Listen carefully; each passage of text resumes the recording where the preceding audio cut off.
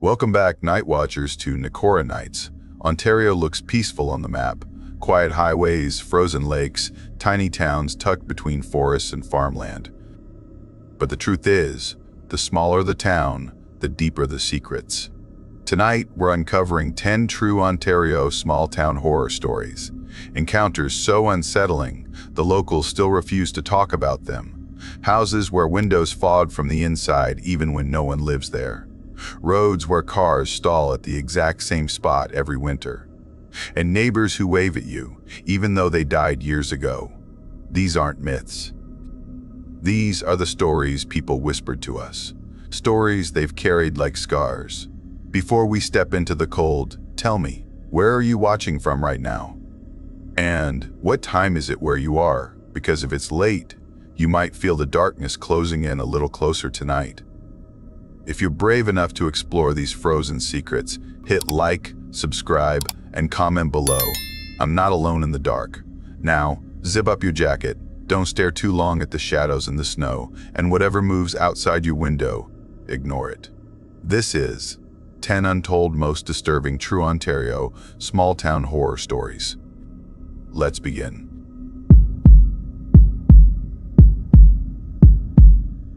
My name is Marin Caldwell, and I learned too late that some strangers do not want your stuff, they want your fear. Years ago, I lived with my boyfriend Nolan in a one-bedroom, half-basement apartment in a small Ontario town called Birch Hollow, close enough to Toronto that people joked it was basically the city, but quiet enough that you could hear your neighbor cough through the wall. Our windows sat low, the bottom edges almost level with the ground outside. If you stood on the walkway, you could see straight in. If you crouched, you could see everything. One late afternoon, around 5:20 p.m., Nolan came home from work and did not even say hi. He rushed to the window by the couch, pressed his face to the glass, then ran from window to window like he was checking for smoke. I sat up and asked what was going on. He turned, breathing fast, eyes wide. "I think I caught a guy looking in at you," he said. When I walked up, he ran. The words made my stomach drop, but it was still light out, people were outside, and it felt easier to believe it was just someone being nosy. So we talked ourselves into calm. We told ourselves it was nothing. Then small things began.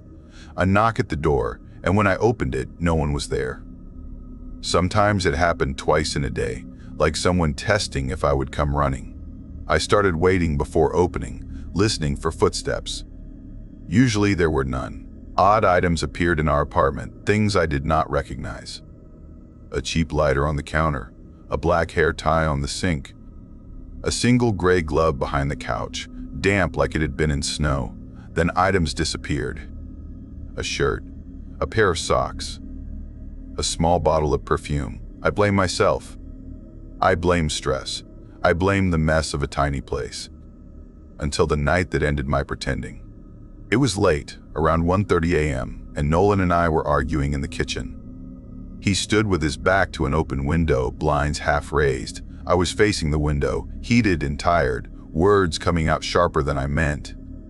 In the middle of it, I glanced past him and saw what I thought was my own face in the dark glass. Then I realized the window was open. It was not my face. A man's face was pressed close to the screen, eyes wide and flat, watching us like we were a show. For a stupid second, I thought maybe it was a neighbor, maybe someone heard us and wanted to ask if everything was okay, because a walkway ran right outside that window. I said, "Hello, can I help you?" He did not answer. He did not blink. He did not move at all, just stared at me with a calm that felt wrong, like he had been waiting for me to notice. And then my brain finally understood the angle.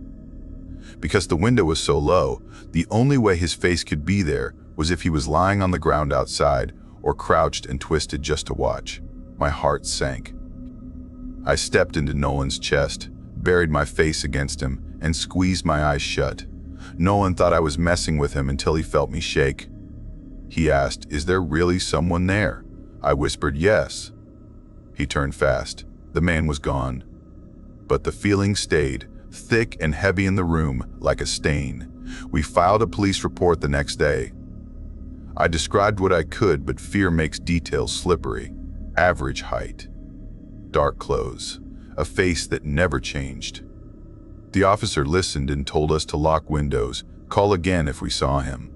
My brother came over and added extra locks, dowels in the window tracks, and a heavy flashlight beside the couch. He told me to stop brushing it off. After that, we lived on alert. Nolan checked windows every night. I stopped sitting near them. I jumped at footsteps in the hall. I watched reflections in glass like they might betray me.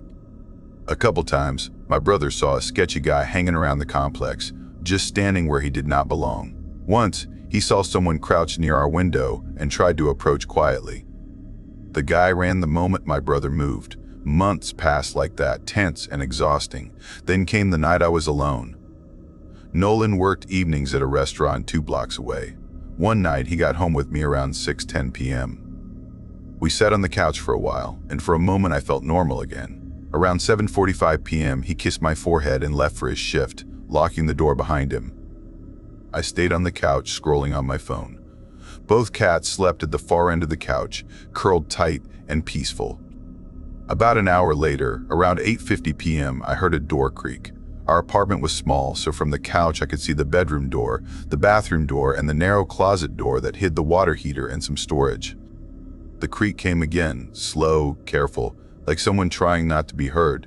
I thought it was a cat. Then I looked right, and both cats were still asleep. The creak continued. The water heater closet door was opening, inch by inch. A crack of darkness grew wider. I leaned left, heart pounding, and saw it. Fingers curled around the door from inside, easing it open gently, steady and patient, like the person behind it had done this before. My body moved before my brain finished screaming. I grabbed my phone and ran barefoot out the front door into the snow. Cold slammed into my feet like knives, but I did not stop. I sprinted down the street straight to Nolan's restaurant, breath tearing my chest.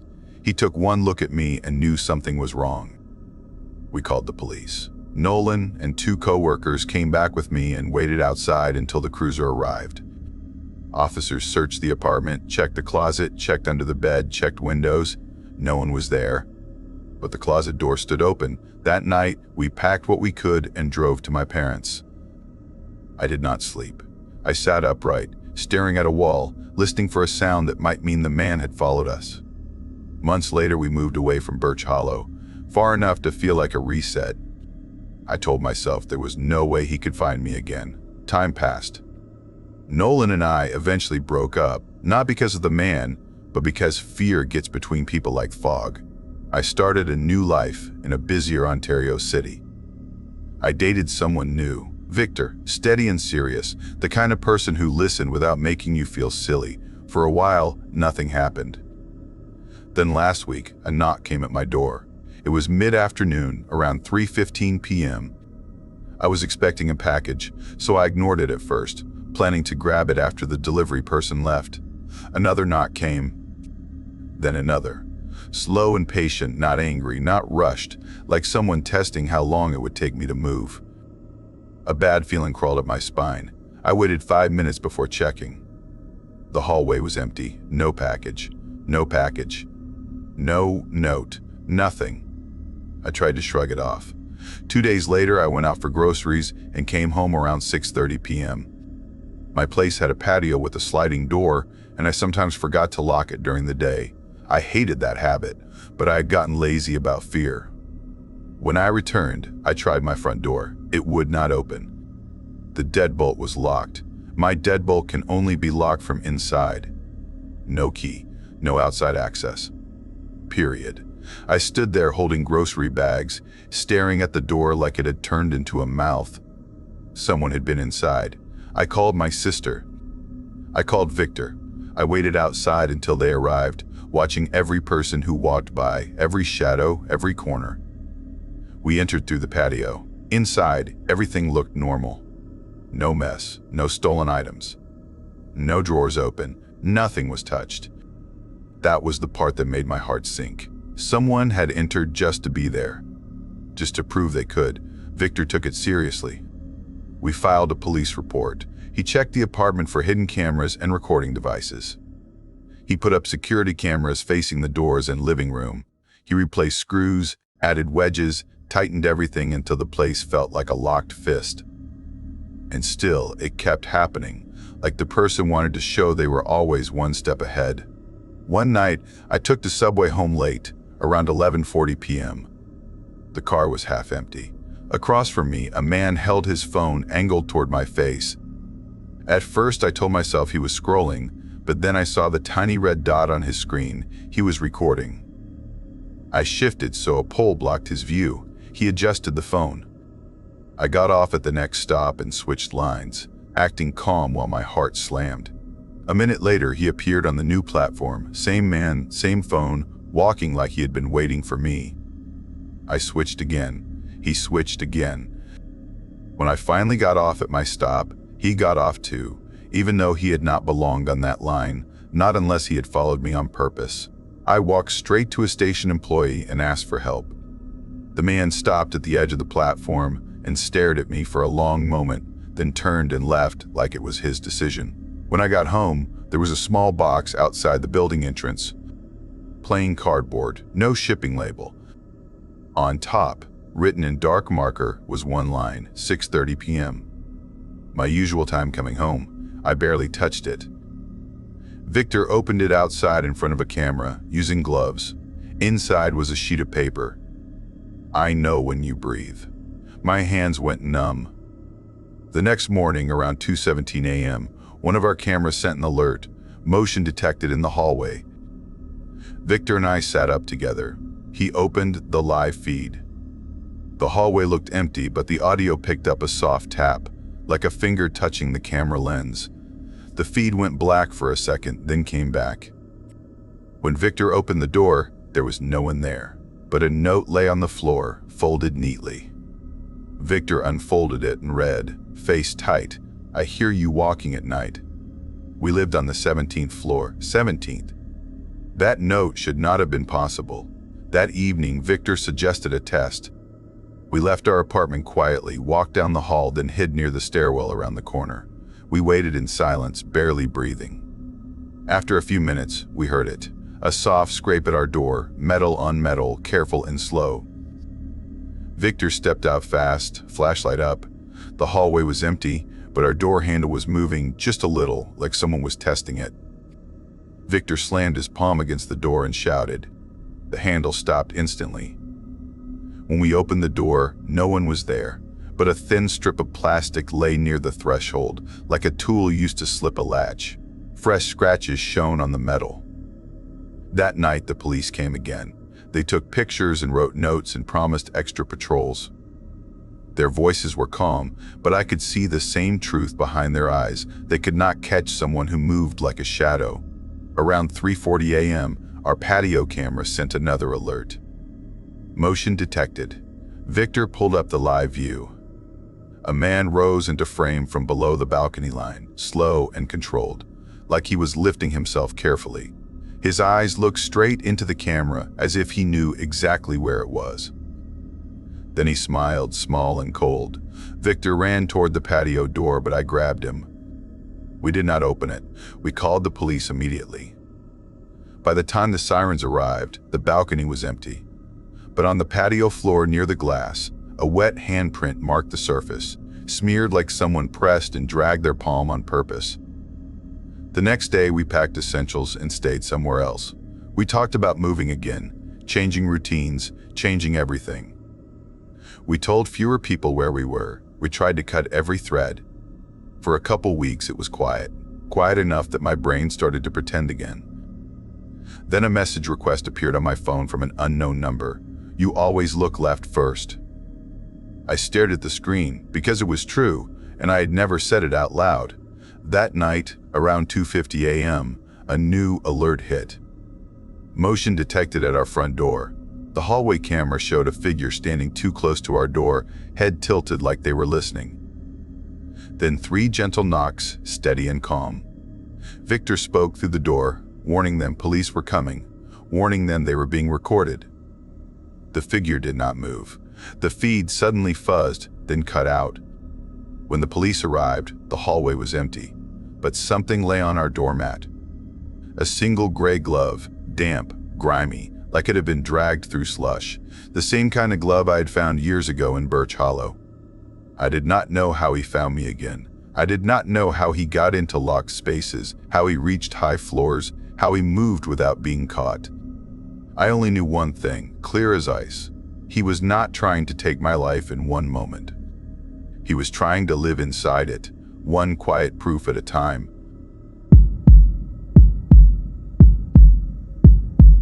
I knew the night was wrong, the moment the streetlights started flickering like they were trying to warn me. My name is Mason Reed.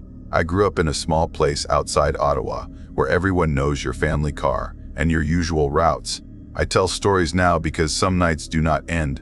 When you reach home, they keep walking behind you long after the road goes quiet. Back then, I was underage, careless, and sure, nothing bad could happen to me. My friend Kira and I had been party hopping, a little buzzed, laughing too loud, acting like rules were only for other people. We rolled into a Wendy's drive-thru in Ottawa, late enough that the city felt hollow, the neon sign humming, the speaker crackling, the air cold and thin. While we waited, I shoved the empty bottles down by the floor, not thinking, just trying to look clean. My phone buzzed. A friend named Lacey texted asking me to grab her order too. She said to meet her at a big intersection so we could eat together. It sounded harmless, so I said yes. We got the food, the bag warm on my lap, and drove out into streets that looked washed out under tired streetlights. The intersection was worse than I expected. No gas station, no open store, just dark office buildings with blank windows and a dirt lot beside a fence. I pulled into the dirt lot to wait. The engine shut off, and silence rushed in like a wave. Kira glanced around and whispered that the place felt wrong. Lacey called, asking if we were okay. I said yeah, told her I could see her, and then she asked a question that made my stomach drop. She asked if that was me with cops behind me. I said no without thinking, then checked my mirror. A cruiser sat behind us, lights off, just watching. An officer stepped out and walked toward my window, slow and calm, like he had all the time in the world. My brain screamed about the rum bottle on the floor. I shoved it deeper under a hoodie and jacket, trying to bury it in shadows. He tapped the glass. I rolled the window down a crack. He asked what we were doing out there. I lifted the food bag and said we were meeting a friend to eat. He asked our ages. I answered, and his posture shifted, like he'd found what he wanted. He said we were out past curfew. I admitted I did not know. He asked if we had been drinking. I said no, too fast. His eyes stayed on my face like he was reading the answer under my skin. He asked for parents' phone numbers. Kira gave her mom's number, and the officer stepped away to call. When he returned, he said her mom was coming, and he explained the ticket, loud and sharp, like he wanted the shame to travel through the air. Then he asked for my parents' number. Panic made me lie.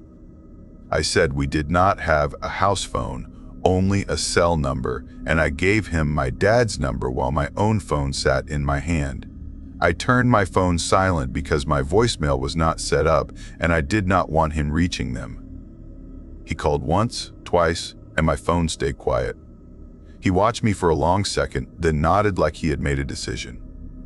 He explained my citation, the fine, the class, the rules, but the way he looked at me felt too focused, like he was studying more than a curfew violation. Then he said he was going to follow me home.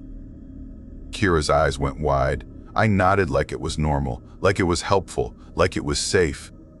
I drove perfectly. Full stops, slow turns, signals early, hands locked on the wheel, the cruiser behind me the whole way. It felt like headlights pressing against my back, like I was being guided into something. When I reached my house, the porch was dark, the garage closed, my parents' cars inside. For 1 second, I felt relief because it looked like nobody was awake. The cruiser stopped behind me. The officer got out and walked up close. He said something like a joke, that I could have bent the rules a little getting home, that he wasn't going to pull me over twice. His tone was casual, and that casualness scared me more than anger would have. I grabbed the food bag and headed for the front door, Kira trailing, and the officer followed so closely I could feel him behind me. I unlocked the door and stepped inside, expecting him to stop at the threshold. He did not stop. He came inside with us, closed the door, and locked it. The click of the lock was small, but it hit my body like a shock. Kira froze near the entry, clutching her phone. The officer looked around my living room like he was browsing, like he belonged there, making low small talk, calm and unhurried. Then he asked where my bedroom was. The question punched the air out of me. I hesitated, and he stepped closer, telling me to take him to it. The way he said it did not feel like police work. It felt like a private demand. My skin went cold. I did not argue. I did not have the courage. I just moved. But I did not lead him to my room. I turned down the hall and opened my parents' door instead, flicking on the light with a shaking hand. My parents were there, sleepy and confused, sitting up as the sudden light hit their faces. Seeing them felt like surfacing from deep water. My mom's eyes widened when she saw the uniformed man. My dad's expression changed fast, confusion turning into alarm. The officer leaned in close to me for a moment, close enough that I felt his breath near my ear, and he murmured something that made my stomach twist. A pet name, a soft comment that did not belong there, the kind of words that turn your fear into something dirtier, something harder to explain. Then he stepped back and snapped into official mode, speaking to my parents like everything was normal. He said he found me out past curfew and explained the ticket and the class I had to attend. I stood there burning with embarrassment, feeling small, feeling exposed, feeling like I had almost fallen into a hole I could not see. My dad demanded to know why he was inside our house. The officer said he was making sure I got home safely. He said it like it was reasonable to follow a teenager inside and lock the door behind him. He stayed calm, like my dad was the one being dramatic. Then the officer glanced at the shiny house phone on the nightstand. He pointed it out, and his tone turned sharp, like he had caught me again. He said it was a nice house phone, new and shiny, and the way he said it felt like a warning, like he wanted me to know he knew I had lied. After that, he left, slow and controlled, like he was not worried about consequences. I paid the fine. I attended the class. I sat in a room with kids younger than me and felt humiliated, like everyone could see the real reason my hands would not stop shaking.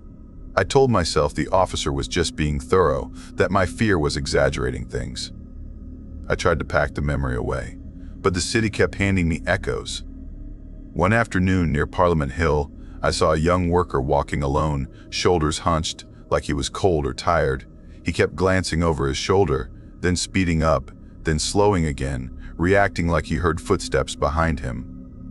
When he stopped, he froze, and the moment he spun around, the sidewalk behind him was empty. No one, nothing, just pavement and bare trees. He stared like he had seen something anyway, then hurried off, almost running. A few days later, a woman I knew, Nadia, told me she was renting a room in a quiet house. She laughed about creaky floors, then her smile fell. She said she woke up at 2:30 a.m. Because she heard slow steps in the hallway, she saw a shadow under her door. She waited for a knock that never came. She said the shadow stayed there for minutes, still and patient, like someone standing close and listening to her breathe. When she finally whispered hello, the shadow slid away without a sound, and then there was the mall. I went to meet Lacey in an Ottawa mall parking lot so I could apologize for leaving her stranded that night. She arrived looking tense. She said a black SUV had been circling the parking lot every evening, slow loops, never parking, just watching. I tried to laugh it off until I saw it myself. A black SUV moving through the rows, windows dark. Something in me went tight. I crouched beside my car, acting casual, but my hands were searching. I reached under the frame and felt something taped there.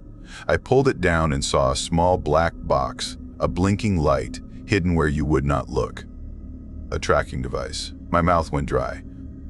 Lacey stared like her brain could not hold the shape of what she was seeing. The black SUV rolled closer, smooth and slow, like it had noticed I found the secret. I told Lacey to lock her doors and leave, and I got into my car with shaking hands. The SUV pulled out behind me, not rushing, just following. I made random turns, trying to confirm it, and it matched every turn, steady as a shadow. I headed toward busier streets, but the SUV stayed with me like it owned my route. At a light, I saw a cruiser parked near a corner and felt a flash of relief, then a deeper flash of dread, because I remembered the lock clicking in my own house. I turned into a residential area and then into a dead-end street near a park, and I do not even know why. Maybe panic, maybe anger, maybe a reckless need to see what was hunting me. The SUV followed. There was nowhere else to go. At the dead end, I stopped. The SUV stopped behind me. A door opened. A figure stepped out and walked toward my window, slow, calm, like the night had learned that calm is scarier than speed. The street light above flickered. In that flicker, the face looked wrong, like a mask that almost fit, like a smile held too still. Then the light steadied and it looked normal again, just a person in the dark, close enough to make my skin crawl. I locked my doors. I lifted my phone and hit record. The figure tapped the glass once, then twice. I could not hear words, but I saw lips move, and the way the head tilted felt like listening, not to me, but to something else. Then I heard footsteps behind the SUV, soft steps on pavement coming closer. I turned fast, expecting to see someone. The street behind the SUV was empty. The footsteps stopped the moment I looked. I faced forward again, and the figure was still there, perfectly calm, like it enjoyed how confused my fear was, like it enjoyed that I could not prove what my body knew. I laid on the horn, loud and desperate. A nearby house light turned on, a door opened, and the figure stepped back, smooth as smoke. It returned to the SUV, got in, and drove away without hurry, like it had simply checked on me and decided I was still where it wanted me. I sat there shaking, horn fading, phone recording my ragged breathing. When I finally went home, I did not park in front of my house. I parked 2 streets away and walked, scanning shadows, keys between my fingers. Inside, my parents slept, the hallway silent.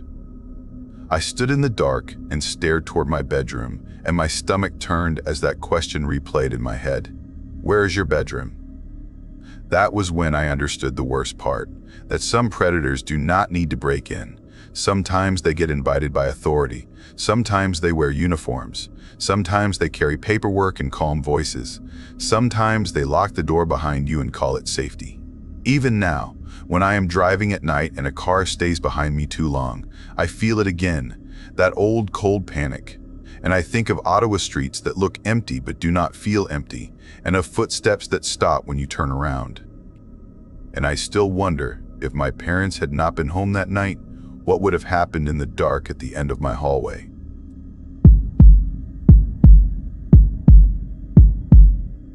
I still remember the first time my stomach warned me before my brain understood, and I wish I had listened even louder.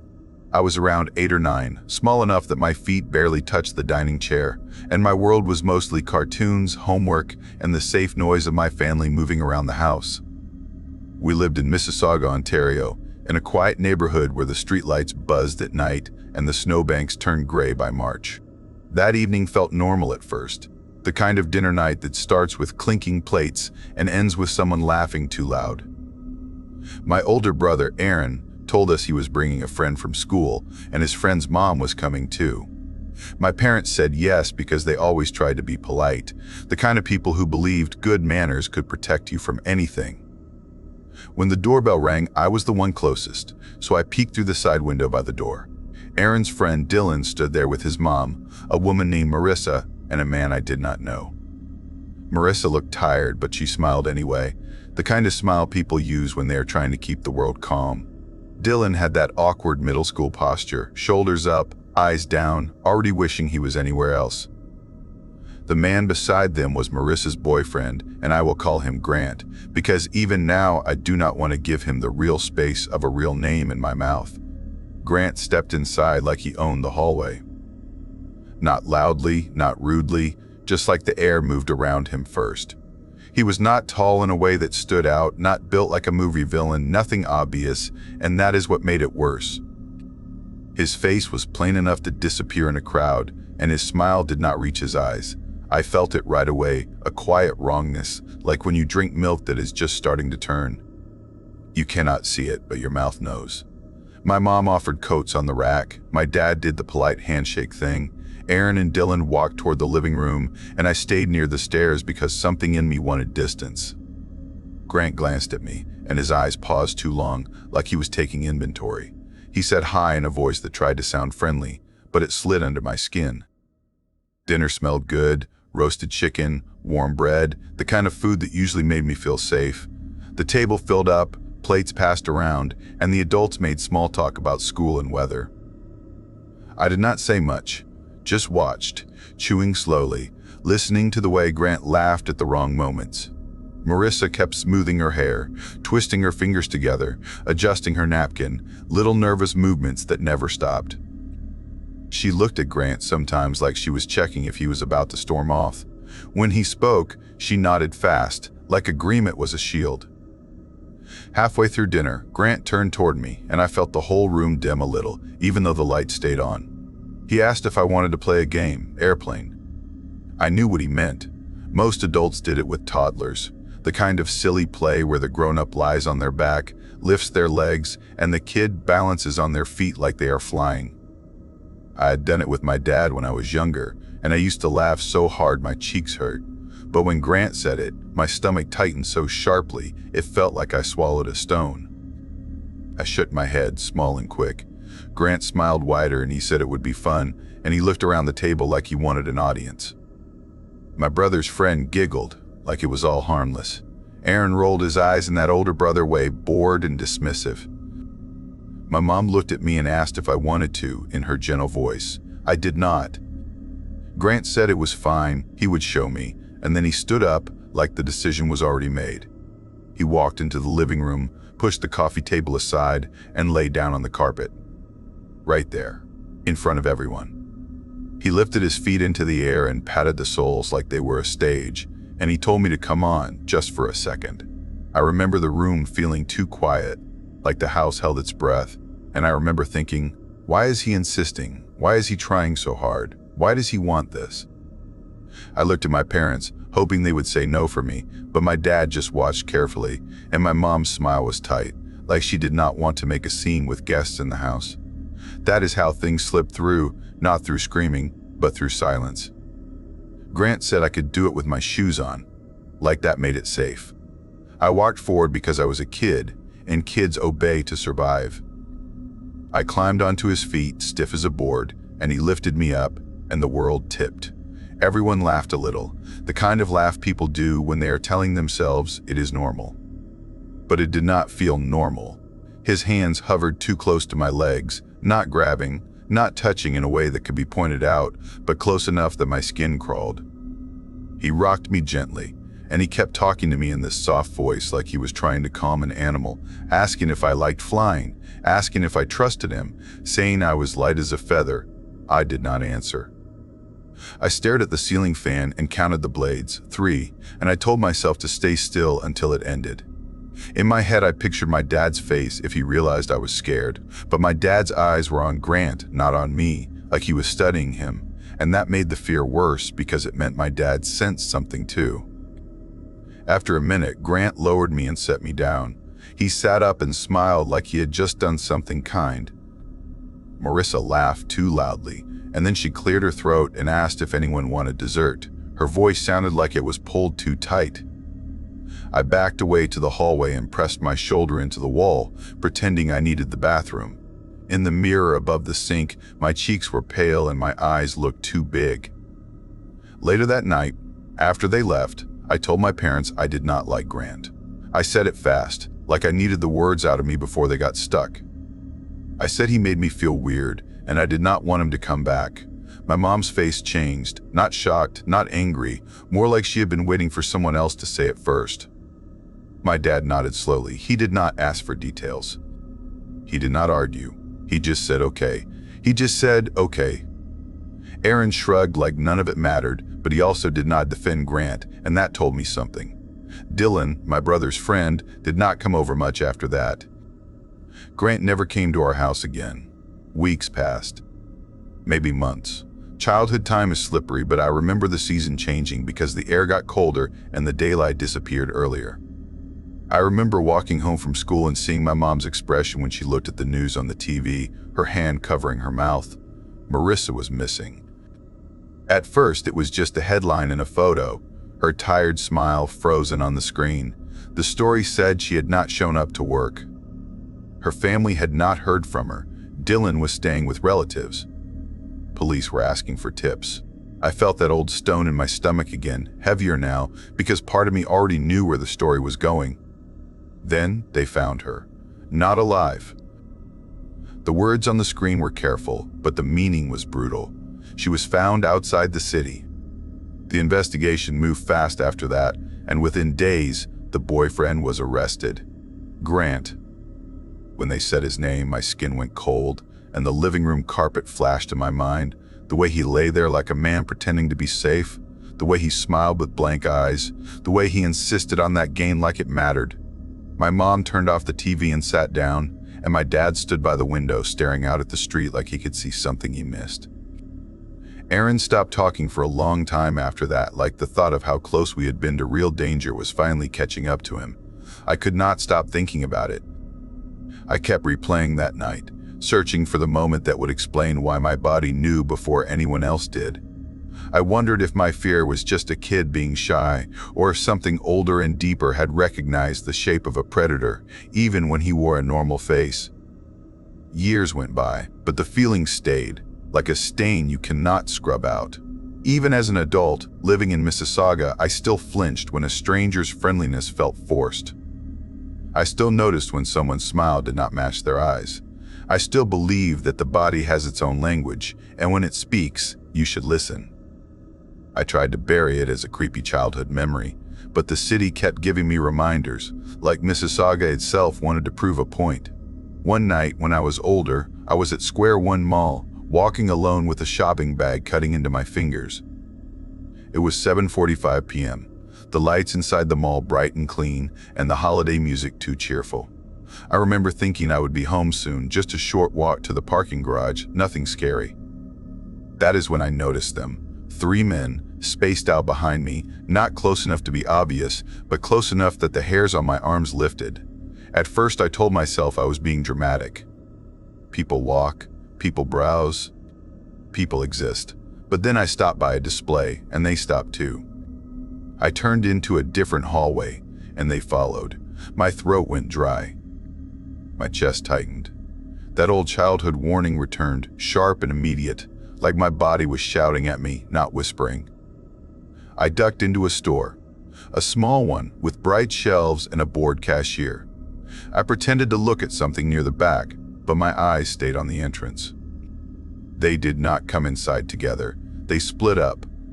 One drifted left, one drifted right, one stayed near the center, and then, one by one, they positioned themselves outside like they were waiting at different exits, like they were planning to catch me no matter which way I ran. My hands shook so badly I nearly dropped my phone. I stood between aisles pretending to read labels, while my brain raced through options and the memories of Grant's living room carpet pulsed in my head.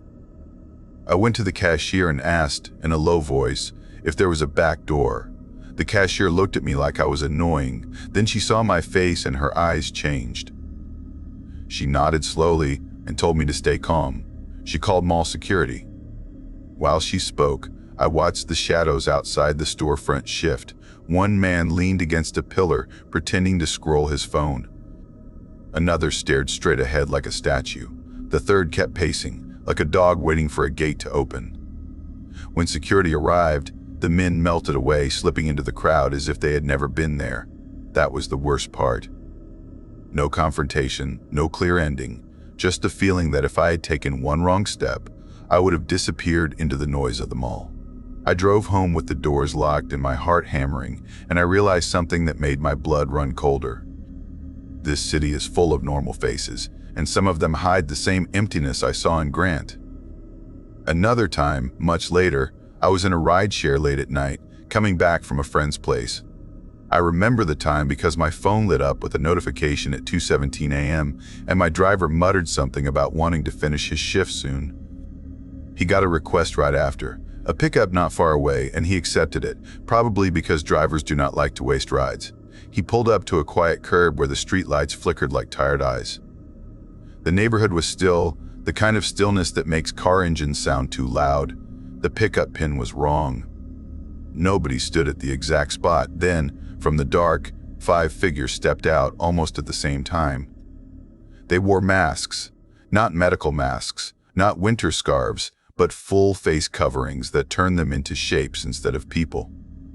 They moved in a practiced way, surrounding the car like they had done it before. My driver stiffened. I felt the air leave my lungs. One man reached for the passenger handle. Another grabbed the back door. Another tried the driver's side. Two more pressed in close, peering through the glass. All the door handles rattled at once, a horrible chorus of clicks and yanks, like an animal trying to break into a cage. My driver cursed and stomped the gas. The tires squealed, and the car lurched forward. One masked man slapped the hood as we surged past, and in the rearview mirror I saw them standing there, not chasing, just watching, like they were disappointed but not surprised. Neither of us spoke for a full minute. My driver's hands trembled on the wheel, and my throat burned like I had swallowed smoke. He whispered that he had never seen anything like that, but his voice sounded like he was trying to convince himself. I stared out the window and thought about how Grant looked normal too, right up until the moment he did not. And then there was the condo night. I was walking back to my building, alone, carrying my keys between my fingers the way women learn to do without being taught. The lobby was ahead, the glass doors reflecting the street behind me. That is when I saw a man at the buzzer panel. He was pressing buttons, not one, not two, but every single buzzer, moving down the list like he was playing a piano. He leaned in close, listening, then pressing again, faster. I slowed down, staying in the shadows near a parked car, my heart thudding so hard it made my ears ring. A voice crackled through the speaker, annoyed, asking who it was. The man laughed softly and said he was looking for a girl who lives alone on the 3rd floor. My stomach dropped. He did not say a name. He did not say a unit number. He said it like he was testing the building, fishing, hoping someone would slip and answer. I backed away without making a sound and walked to the well-lit street corner instead, pretending to scroll my phone. I waited until another resident arrived, a man with groceries, and I followed behind at a polite distance so it looked normal. Only then did I enter.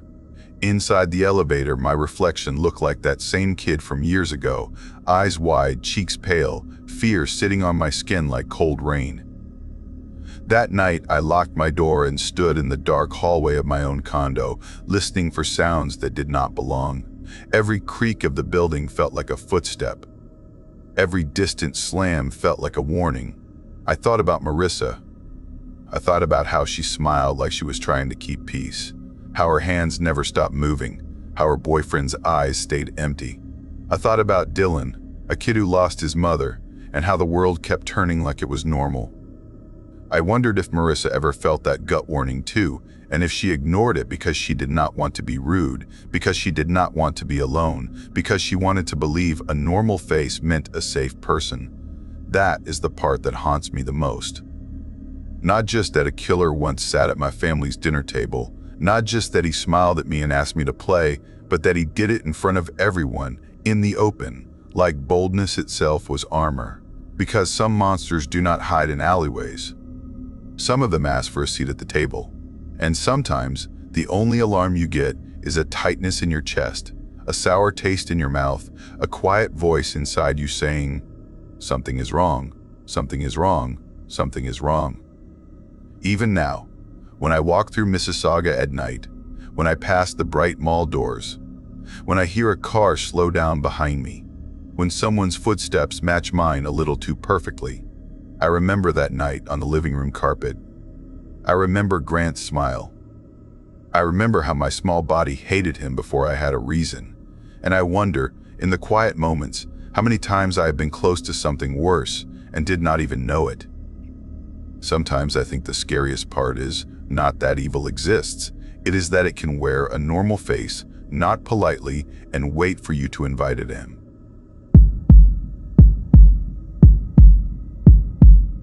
I left Brampton to feel safe, but the woods taught me a new kind of fear. My name is Sienna, and I still cannot hear laughter at night without going cold. Back when I was dating Caleb, we drove out from Brampton to a small Ontario town for a weekend camping trip. I had been worn down for weeks, work stress, noisy streets, too many people too close, and Caleb kept saying fresh air would fix everything. I agreed because I wanted to believe him, and because I did not want to seem weak. We bought snacks, filled the tank, and drove north until the city lights fell away and the road became a dark ribbon between trees. We reached the campground late, the sky already fading, the air sharp and damp, and the place felt too quiet, not peaceful quiet, empty quiet. Our headlights swept across a few scattered sites, most of them dark, and the forest behind them looked deep and heavy, like a wall. Caleb picked a spot near the tree line, and while he started unloading, I saw it. In the site beside ours was a tiny bright green one-person tent. The kind that barely fits a body. What hit me right away was not the tent, it was everything missing around it. No cooler, no chair, no lantern, no shoes, no bag, no food box. Nothing, just a small tent zipped up tight like it was sealed. I asked Caleb if someone was inside. He glanced over like it was nothing, then shrugged and said, "Maybe they are asleep. Maybe they went for a walk."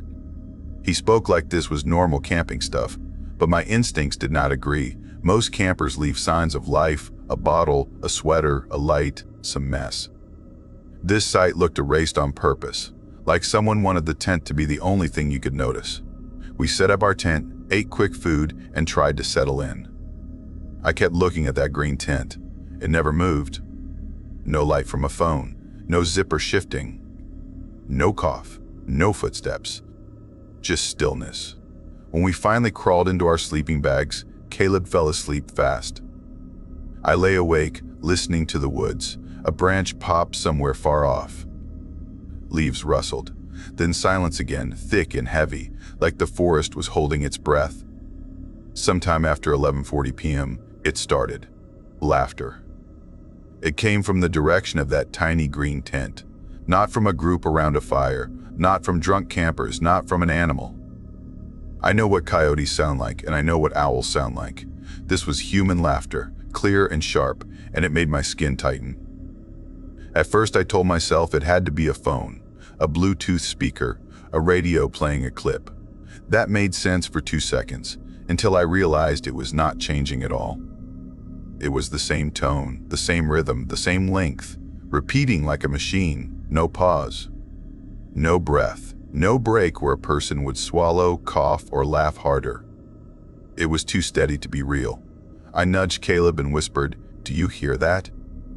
He mumbled yes and said it is probably someone joking around. He tried to roll back to sleep, but the sound kept pushing through the tent walls like it was meant to. Minutes passed. The laughter kept going. It stayed the same at 12:05 a.m. It stayed the same at 1:36 a.m. It stayed the same at 2:17 a.m. I kept staring at my phone clock because tracking time was the only thing that made me feel less helpless. The laughter did not weaken. It did not drift. It did not stop. It was like someone had brought a recording into the woods and decided that was how the night should sound. Endless laughter inside a sealed little tent. Caleb finally sat up, rubbing his face, his voice lower now, not annoyed, more cautious. He said he was going to peek outside. I grabbed his arm because I did not want him to open the tent, but he unzipped it a few inches anyway. Cold air rushed in, and with it came a smell that did not belong. Damp soil mixed with something metallic like wet pennies. Caleb froze, then quickly zipped the tent back up. The laughter kept going, steady as a metronome. Caleb whispered, "We leave at sunrise." I nodded, and the nod felt like surrender. I tried to rest, but my mind kept painting pictures. Someone inside that tiny tent, curled up, listening to their own loop of laughter, enjoying the way it kept strangers awake. Or worse, no one inside at all, just a tent used like a decoy, a prop, a lure. Around 4:50 a.m., I heard another sound under the laughter. Soft footsteps, slow, careful steps on leaves, moving like someone was trying not to be heard. Caleb stiffened beside me. I felt his breathing change. The steps circled our tent, stopped, then came closer. Something brushed our tent wall, light like fingertips dragging across fabric. My whole body locked. Caleb's hand moved toward the small knife in his bag, and I grabbed his wrist, not because I wanted to stop him, but because I was terrified that any sudden move would make the person outside react. The brushing stopped. The footsteps drifted away again, calm and patient. And still the laughter never stopped. When the sky finally turned gray, I felt a rush of relief. but it was weak relief because the sound was still going, still perfect, still wrong. At 6:20 a.m., it was still playing, and the fact that daylight did not kill it made it feel less like a prank and more like a ritual. We packed fast, hands shaking, stuffing things into the car without folding anything right. Then I heard it, a click, like a camera shutter. It came from the direction of the green tent.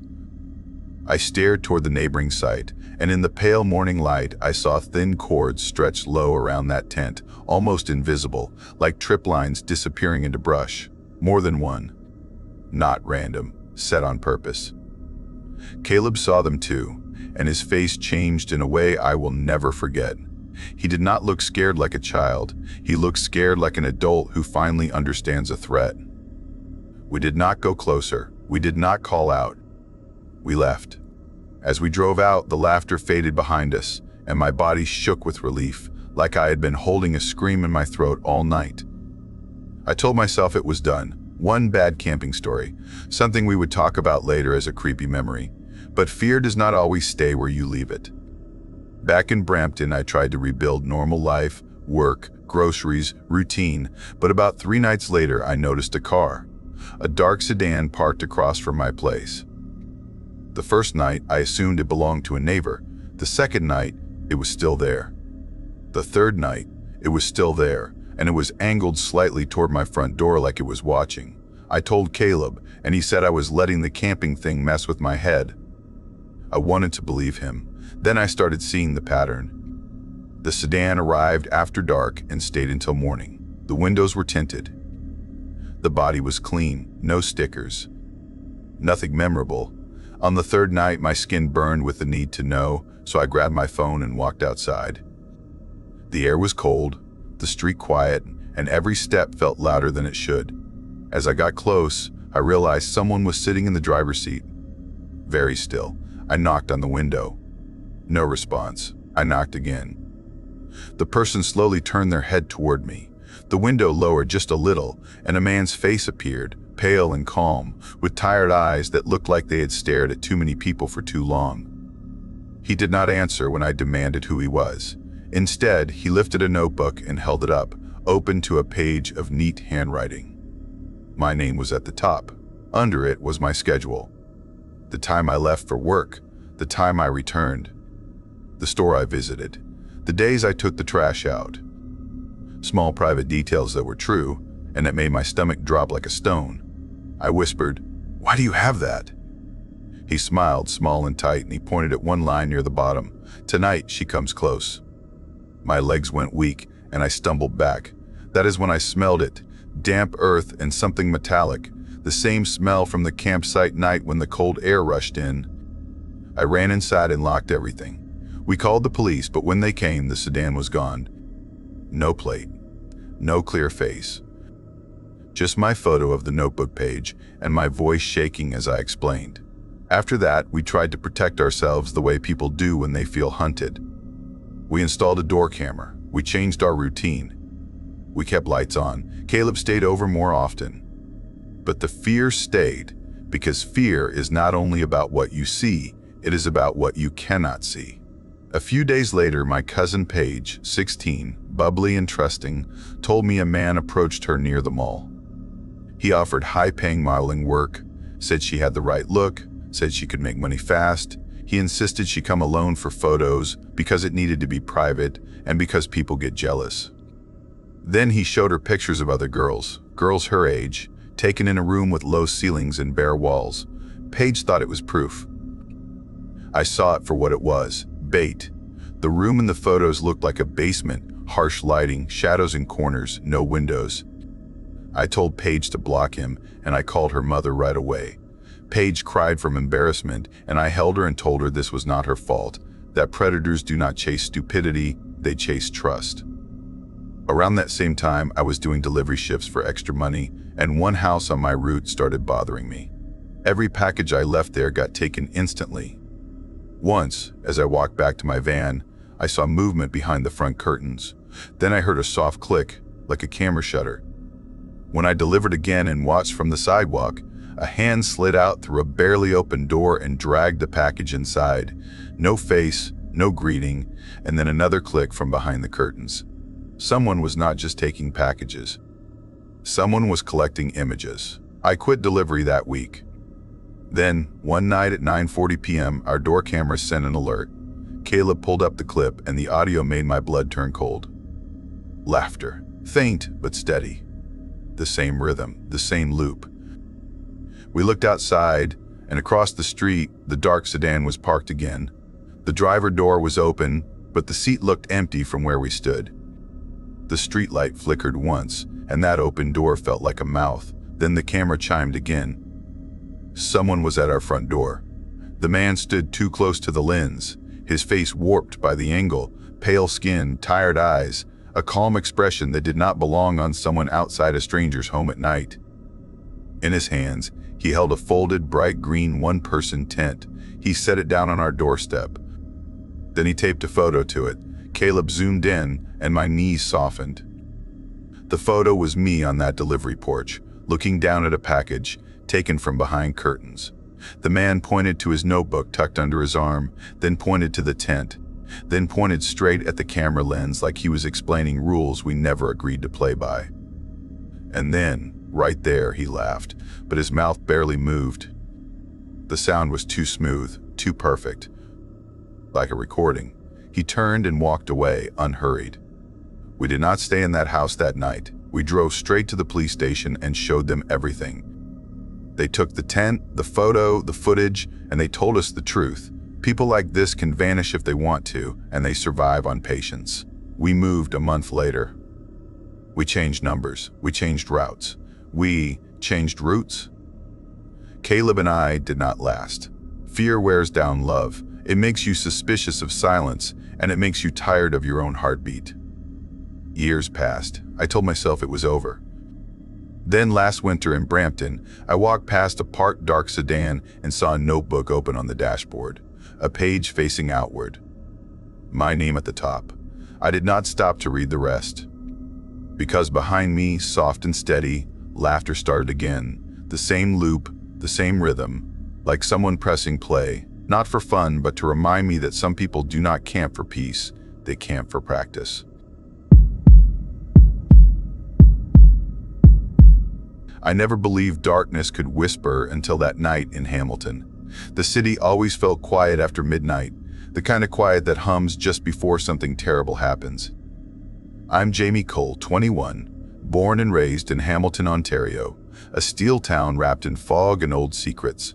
I work late shifts at a metal fabrication plant by the harbor.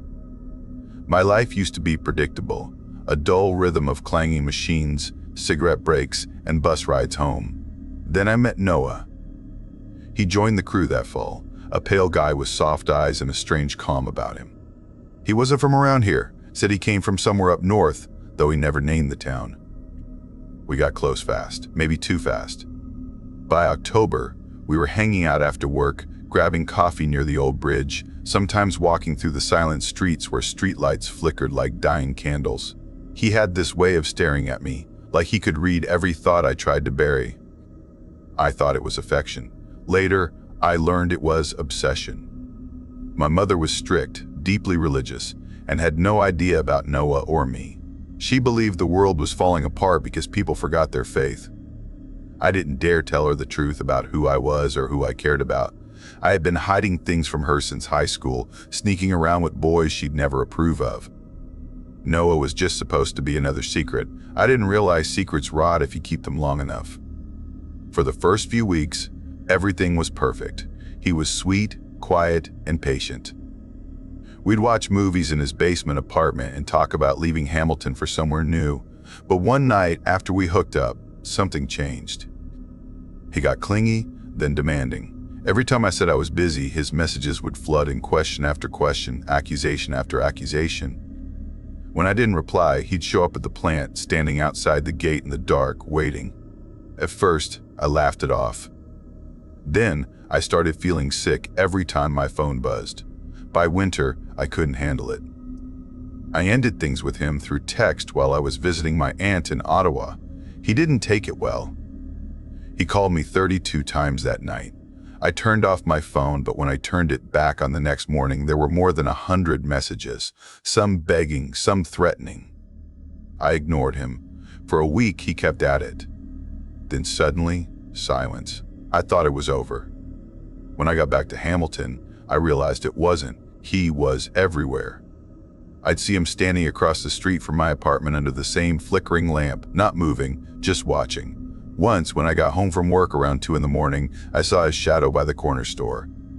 He didn't say a word, didn't move closer, just pointed at me and stood there until I locked myself inside. I tried telling myself he'd get over it. That's what people do. They hurt, they heal, they move on. But Noah wasn't people. He was something else. Something hollow. At work, he started showing up again. We'd cross paths in the yard, and he'd smile like nothing had happened. Then, I'd get a message that night saying, "You look tired today. Did you sleep well?" Once, he even left a small metal figure on my locker, a twisted sculpture shaped like a man kneeling. I threw it away, but the next day, another one was there, smaller, sharper, its arms bent backward. By spring, he had completely lost it.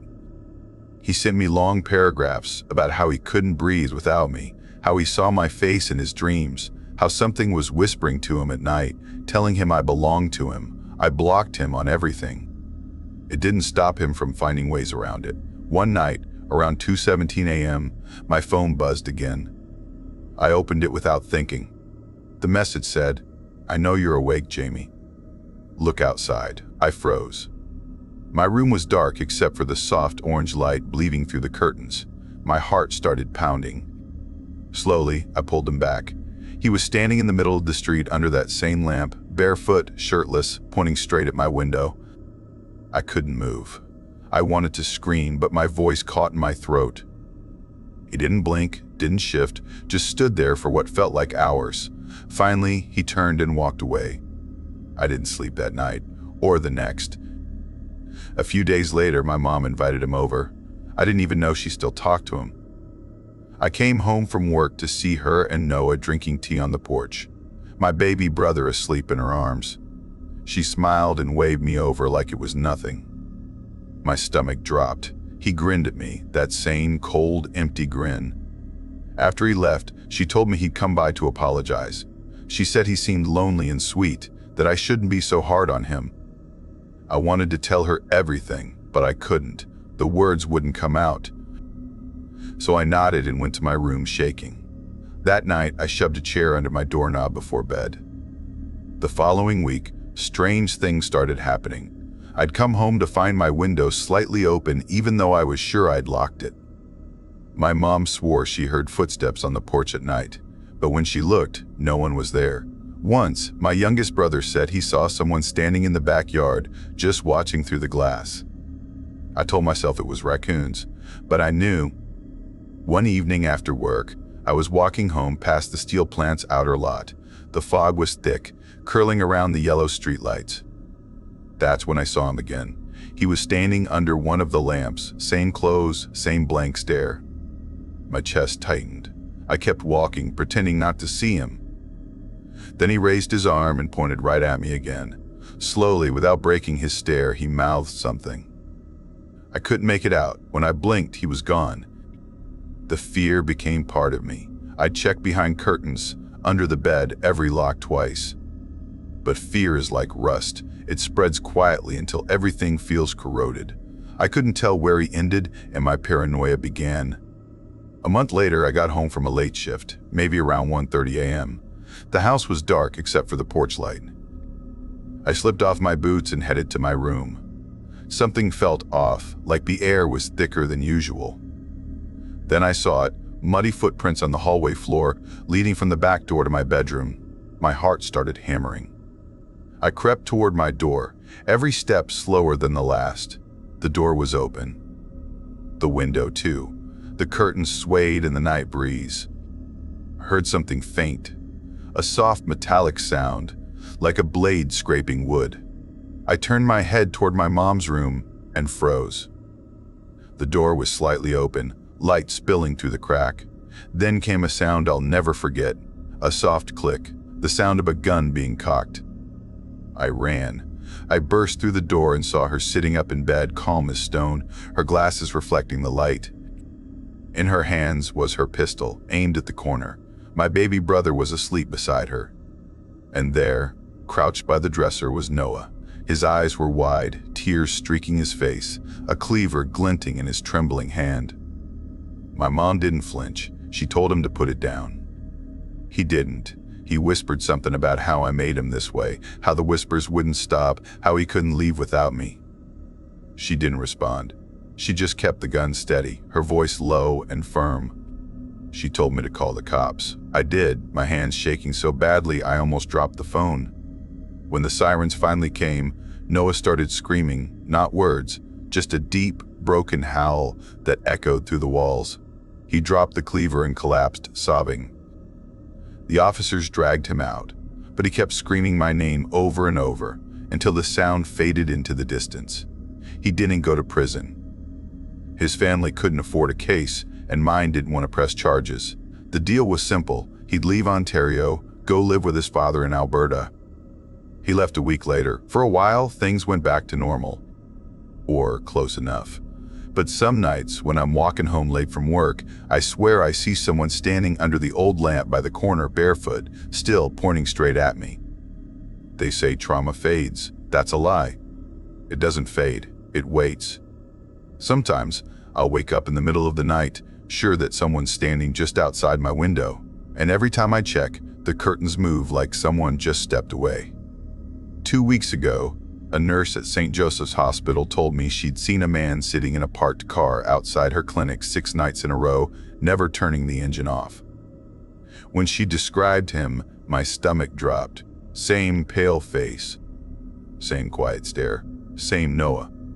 Last night, a jogger from my block ran by the escarpment and found clothes buried under leaves, fresh blood on them, but no body nearby. The police said they're investigating. I didn't sleep after hearing that. I just sat in my dark room, watching the street through the curtains, waiting for the lamp to flicker. It's 2:23 a.m. now. The fog outside looks thicker than usual, heavy and slow. I can see my reflection in the window, pale, tired, scared. But just behind it, I see another shape, a figure, standing under that same lamp, barefoot, still, pointing at me again. My phone buzzes. You look tired today. Did you sleep well?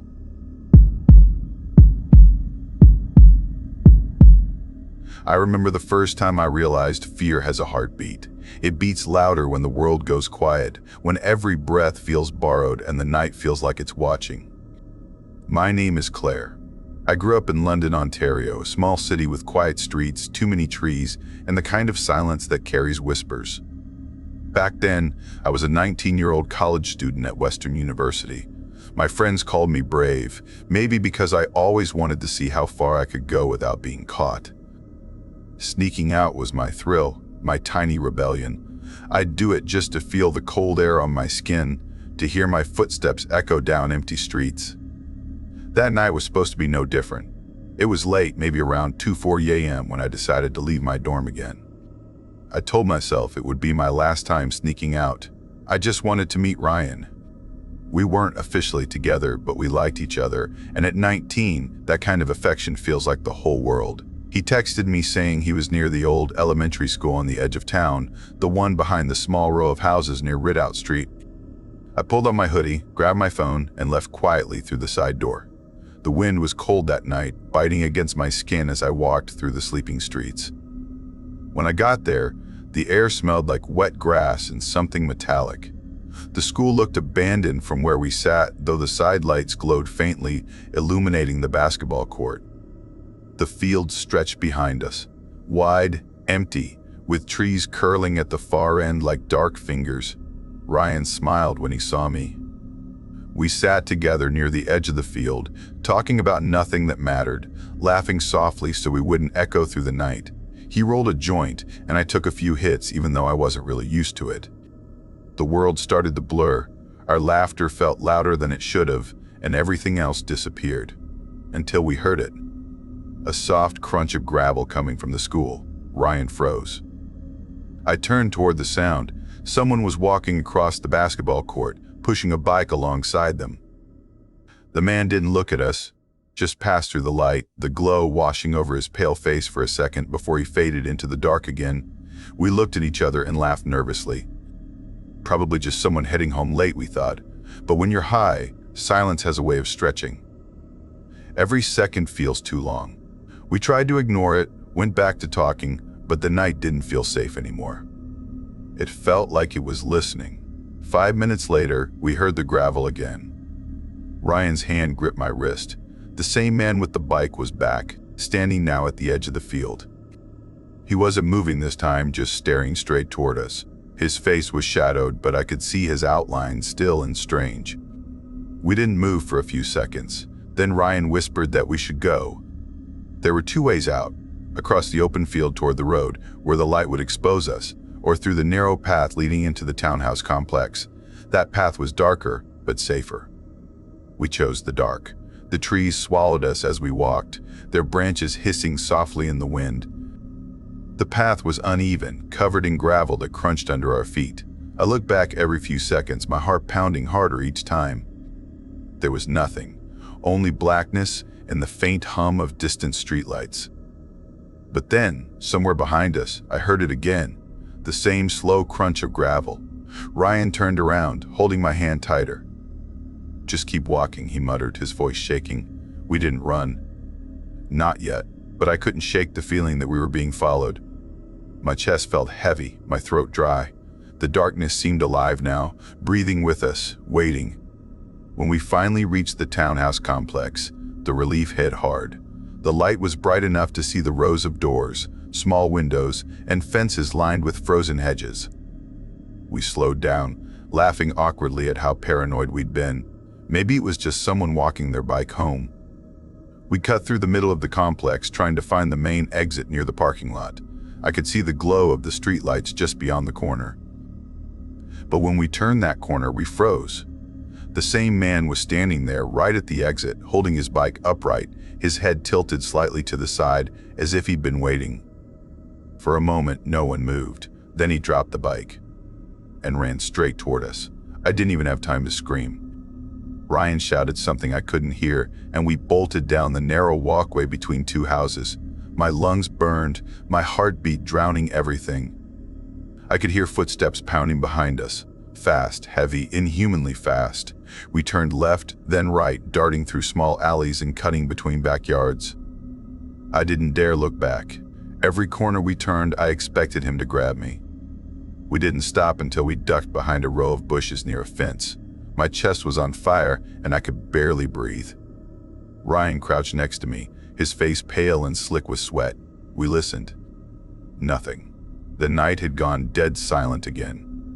No footsteps, no gravel, no sound at all. We stayed hidden for maybe 15 minutes, though it felt longer. Slowly, our breathing steadied. Ryan whispered that he thought we lost him. I nodded, even though I wasn't sure. My hands were trembling. We finally decided to head back through the complex, moving slowly this time, keeping close to the walls. When we reached the main entrance again, the bike was gone. That should have made me feel better. It didn't. The street was empty, but I couldn't shake the feeling that he was still nearby, maybe watching from somewhere we couldn't see. We walked together until we reached the main road, then split off to go home. I didn't sleep that night. The next morning, I told myself it was over. But it wasn't. 2 days later, I was in my dorm room trying to study. My roommate, Mia, worked night shifts at the hospital, so her side of the room was always empty after dark. I had gotten used to the quiet, but lately I'd been noticing something strange. Every night, her bedroom door, she kept it closed when she left, would be slightly open when I woke up, just a few inches, enough to see the darkness inside. I'd close it before going to bed, and somehow, by morning, it would be ajar again. The first few times, I thought I was imagining it. Then one night I heard it move, a faint creak, around 3:20 a.m. I sat up, frozen, staring at the door. It moved slowly, like someone was pushing it from the inside. I whispered Mia's name even though I knew she wasn't home. Nothing answered. The next morning, I found a small smear of dirt on the carpet near the door, like someone had stepped there with wet shoes. That same day, my phone buzzed while I was in the kitchen. A notification from my smart doorbell app flashed, motion detected. I opened it, expecting to see the mailman or a delivery truck. But the camera showed nothing, just a long, shadow-shaped outline moving across the screen. No person, no details, just that shape.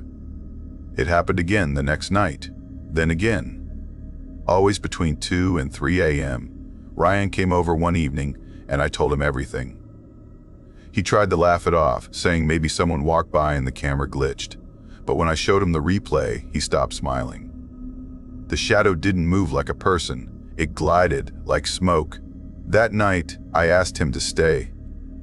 We left the lights off, pretending to sleep while keeping our eyes on the door. At 2:51 a.m., my phone buzzed again. An airdrop request appeared on my screen. The name read, "I'm in your house." Ryan sat up instantly. My hand shook as I declined the request, but it popped up again. Then again, over and over. He jumped up and checked the door, but it was locked. The windows too. Everything looked normal, but when he turned back, his face went pale. Mia's bedroom door was wide open. I didn't even remember hearing it move. He slowly walked toward it, using his phone's flashlight. I stayed behind, clutching my blanket like a child. The beam of light cut through the dark, landing on something inside the room. At first, I thought it was a shadow, but then I saw movement. A tall figure standing by the window, still as stone. Ryan froze. The figure tilted its head, the same way the man with the bike had done that night. I screamed. Ryan yanked the door shut and dragged me out of the room. We ran into the hallway, down the stairs, out the front entrance, barefoot and breathless. The cold hit like a slap. We didn't stop until we reached the parking lot. He called the police. They came, searched the room, but found no one. They said there were no signs of forced entry, but they did find something else. Dirt tracks, leading from the window to the closet, and a small black glove lying under Mia's bed. After that night, I couldn't stay there anymore. I moved back home for a while, trying to convince myself it was all coincidence, a trick of the dark, paranoia from that night at the school. But London is small, and sometimes the past catches up faster than you think. One evening, months later, I was driving home from work. The sky was gray, the streets wet from rain. As I passed by that old elementary school, I saw something that made my heart stop. A bike. Leaning against the fence, no one around. Just the bike, wet and old, with one handlebar wrapped in a black glove. I didn't stop. I didn't look back. But every time I drive past that street now, my smart doorbell still sends me alerts. Always between 2 and 3 a.m. And each time when I open the camera, I see that same shadow moving across the screen, always stopping at my front door, as if waiting to come in. I keep my phone on silent now. I tell myself it's better not to know. But sometimes, when the night is quiet enough, I swear I can still hear the crunch of gravel.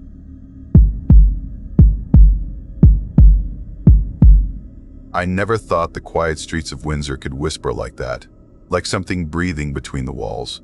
I still remember the first night the wind howled through the empty lots behind our new house, carrying with it that faint, hollow sound, almost like someone humming just out of sight.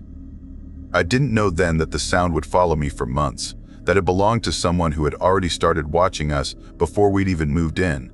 We had just built our home at the edge of Windsor, in a small development near the river where houses stood far apart, still wrapped in the smell of new wood and dust. It was supposed to be peaceful. My parents said it was the kind of place people dreamed about, safe, quiet, perfect. But peace doesn't last long when someone across the street is losing their mind. It began slowly, almost too small to notice. My dad was the first to find them, tiny white pills scattered across our backyard. He thought maybe they'd fallen from a worker's pocket during construction, but then more appeared. Every few days, a handful of them glinting like teeth in the grass near the fence. My mom looked them up online. Antidepressants, she said, and one of them, an antipsychotic. She laughed nervously, but her hands were shaking when she picked them up with gloves.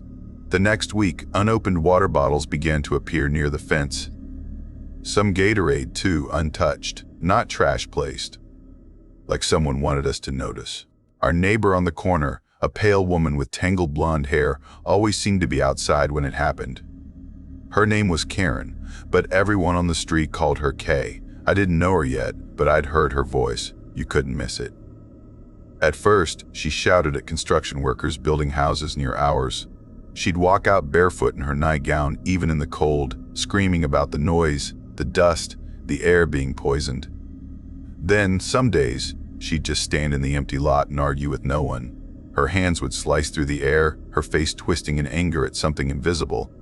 Everyone whispered about her. No one did anything. That winter, I came home from university to stay for a few weeks. It was supposed to be quiet, my parents were out, and I had the house to myself. The air was sharp, filled with the distant rumble of trucks from the border. I just stepped out of the shower when I heard shouting outside. I crept to the front window, my breath fogging the glass. A blonde woman stood by the fence, yelling at a man near the half-built house next door. Her voice cracked and carried down the street like static. I couldn't see his face clearly, but he was trying to calm her down, hands raised, saying something I couldn't make out. She threw something at him, a bottle maybe, and stormed off. A few minutes later, the man walked toward our house.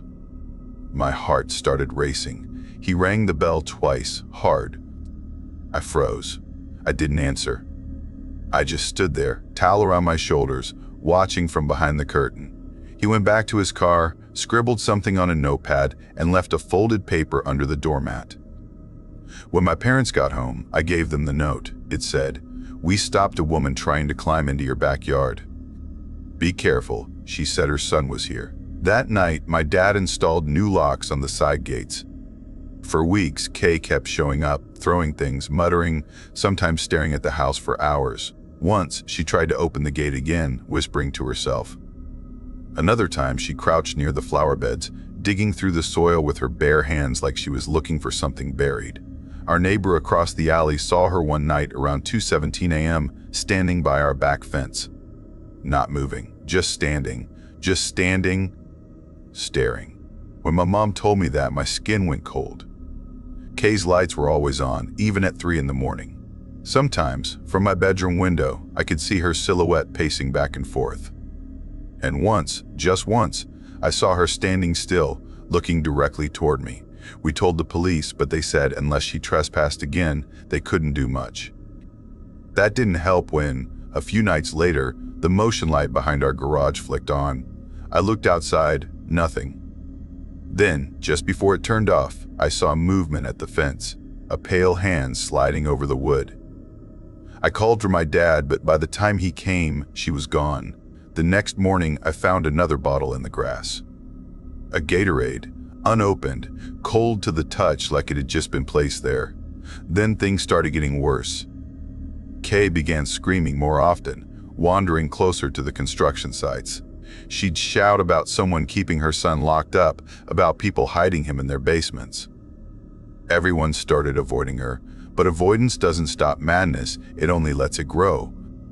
One afternoon, she stormed out again, yelling at 2 workers near the unfinished house.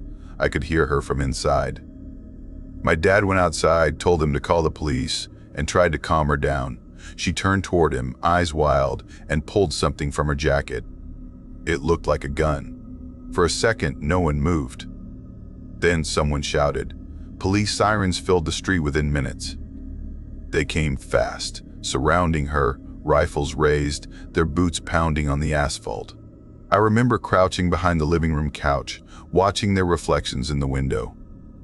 Kay stood still, muttering, gripping the small black weapon. Later, we learned it was a BB gun. But at that moment, no one could tell the difference. It took an hour to get her into the ambulance. I'll never forget how calm she looked, hands cuffed, her gaze drifting toward our house as she passed, like she knew me, like she'd always known. After that, she was gone for months. The neighborhood quieted again. We started sleeping through the night without checking the cameras every hour. For a while, I thought it was over, but peace has a way of making you forget the cracks in the walls. When spring came, Kay returned. At first, she seemed normal. She walked her dog every morning, waved at passing cars, even smiled once or twice. The neighbors started talking to her again, cautiously. But I couldn't forget the pills, the bottles, the whisper through the fence. One night, I was sitting on the porch around 11, scrolling through my phone, when I saw something flicker near the vent below the children's room window. The rental house across from us had new tenants with 2 little girls. I looked closer. Something metallic glinted inside the vent. A small red light blinked once, then went dark. I told my dad, and we went over to let them know. The father unscrewed the vent cover, and there it was, a tiny black camera, facing the beds. The police came again, but no one saw who put it there. No fingerprints, no footage. Just that one, pulsing light in the dark. The next morning, Kay walked by with her dog, humming softly. She stopped near the rental house, looking up at the window, then smiled before walking away. That night, I heard a noise outside my window. Soft footsteps. Then a faint scratching sound, slow and steady, like nails on wood. I turned on my lamp. The sound stopped. When I peeked through the curtain, no one was there, but the motion light near the gate was on again. I went downstairs, heart hammering, and checked the locks. Everything seemed fine, but when I turned toward the back door, I saw the faint outline of a handprint on the glass. Small, thin, pressed hard enough to leave smudges. After that, I started watching her. Every day at the same time, she crossed the street with her dog, wearing that same faded blue coat. Every time she passed, her eyes would flick toward our house for a second too long. Then came the new thing, the man at the border. My dad works in Detroit, crossing the Ambassador Bridge every morning. He started noticing a black sedan parked near the checkpoint. Same spot, same man inside. At first, he thought nothing of it, until the man lifted his phone and snapped a picture of his license plate. The next day, it happened again, and the next. 3 mornings in a row. When he told me, I laughed nervously, but my stomach twisted. Kay didn't even have a car, unless someone was helping her. That night, when I looked out my window, the street was empty, except for one thing. Across the road, on Kay's porch, sat a new object, a small black box with a red light blinking slowly. I told myself it was a router. I told myself not to look. The wind picked up, whistling through the half-finished houses down the block. Then I saw her, Kay, standing at her window, just barely visible through the curtain, watching me. Her lips moved like she was whispering my name. After that, everything started to unravel. The cameras on her house began glitching. Sometimes, at night, the feed showed movement that wasn't there. A shadow slipping by the fence, too tall to be Kay, too slow to be the wind. Once, around 3:08 a.m., the camera near the garage turned on by itself. For 3 seconds, it showed a figure standing in the middle of the yard, head tilted, arms limp at the sides. When we checked the footage later, the timestamp was blank. That week, my mom found a small folded note tucked into the gate latch. The handwriting was uneven, like it was written by someone trembling. "You took him. I know he's there. I can hear him at night. The police came again, searched Kay's house." She denied everything. She cried, said we were tormenting her. Said voices told her we were keeping her son's spirit locked behind our fence. They didn't arrest her, just warned her. After that, we barely slept. Every sound became something to fear. The creak of pipes, the brush of wind, the soft knock of branches against the siding. Until one night, the sound changed. A heavy thump against the back door, then another. Then the handle rattled. I froze on the stairs. My dad shouted, but before he reached the kitchen, the sound stopped. The next morning, when the sun came up, we found the door scratched, the metal bent slightly where someone had forced it. On the step lay a single Gatorade bottle, unopened, filled halfway with murky water, and on the cap, written in faded ink, "For him." We moved 2 months later. We never saw Kay again after that. But sometimes, when I pass through Windsor on my way to visit old friends, I can't help looking toward the street where that house still stands. The new owners have kids now. They put up cameras too. Last week, I saw something online, a local news post about a disturbance in that same neighborhood. They said a woman had been found wandering near a construction site at dawn, mumbling about her son again. The article didn't say her name, but the photo showed a small plastic bottle lying in the dirt beside her, unopened, And even from that grainy image, I could see the label on the cap. For him.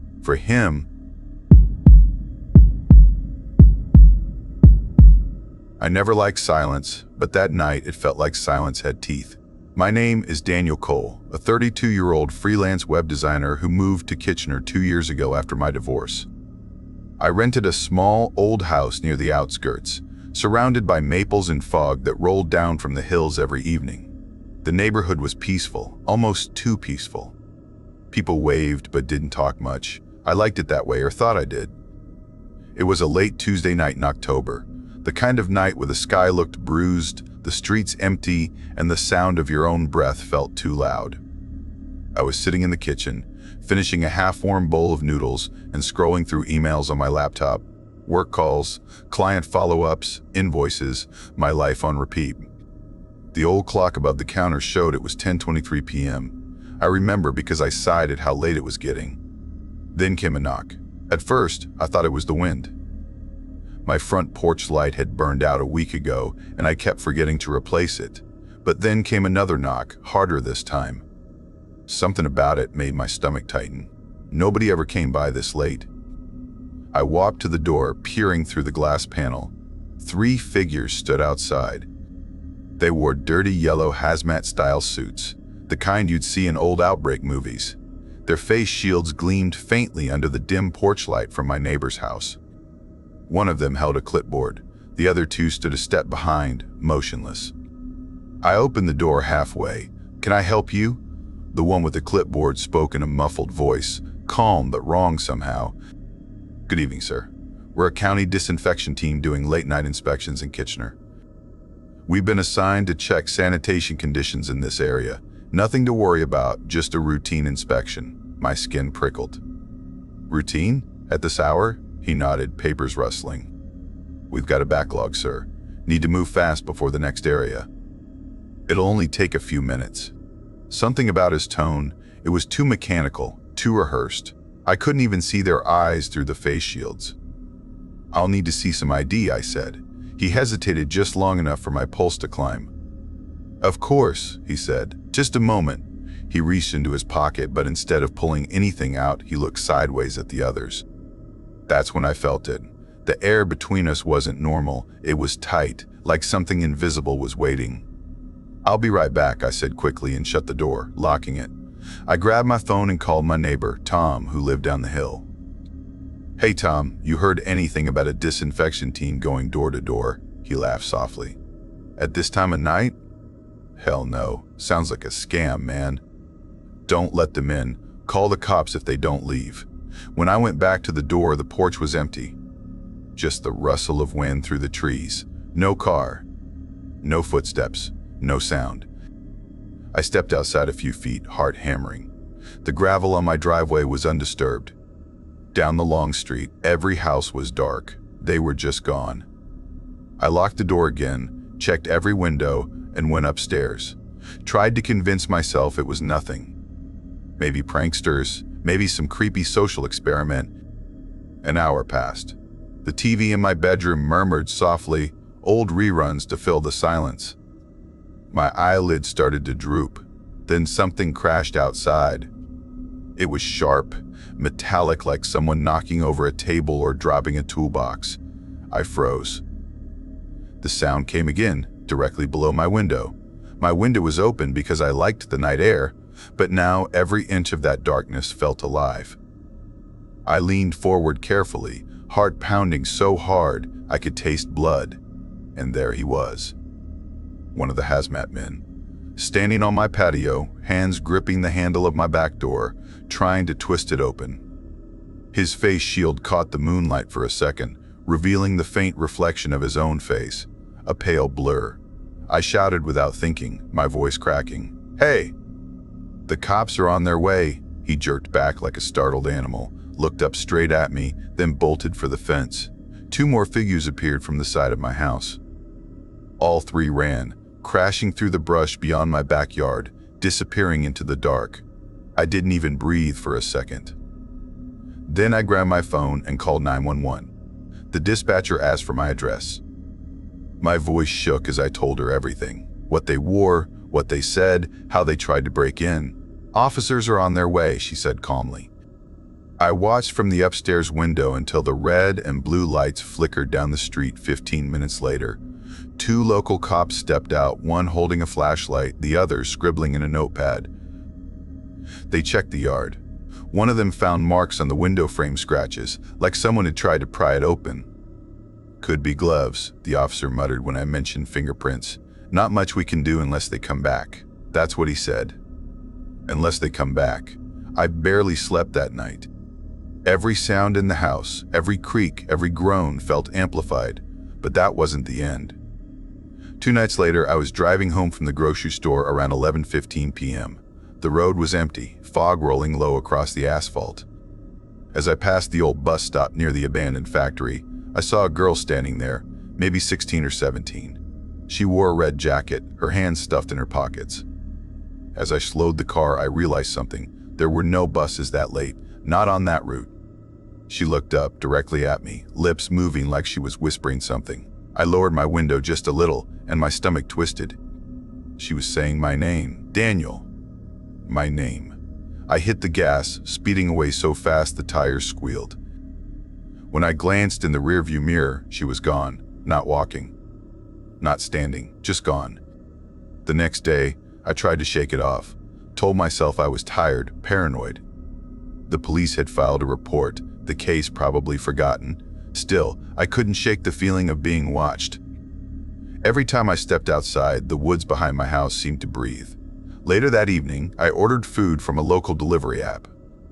Same place I always did, some diner downtown. The driver arrived quickly, left the bag on the porch, and drove away.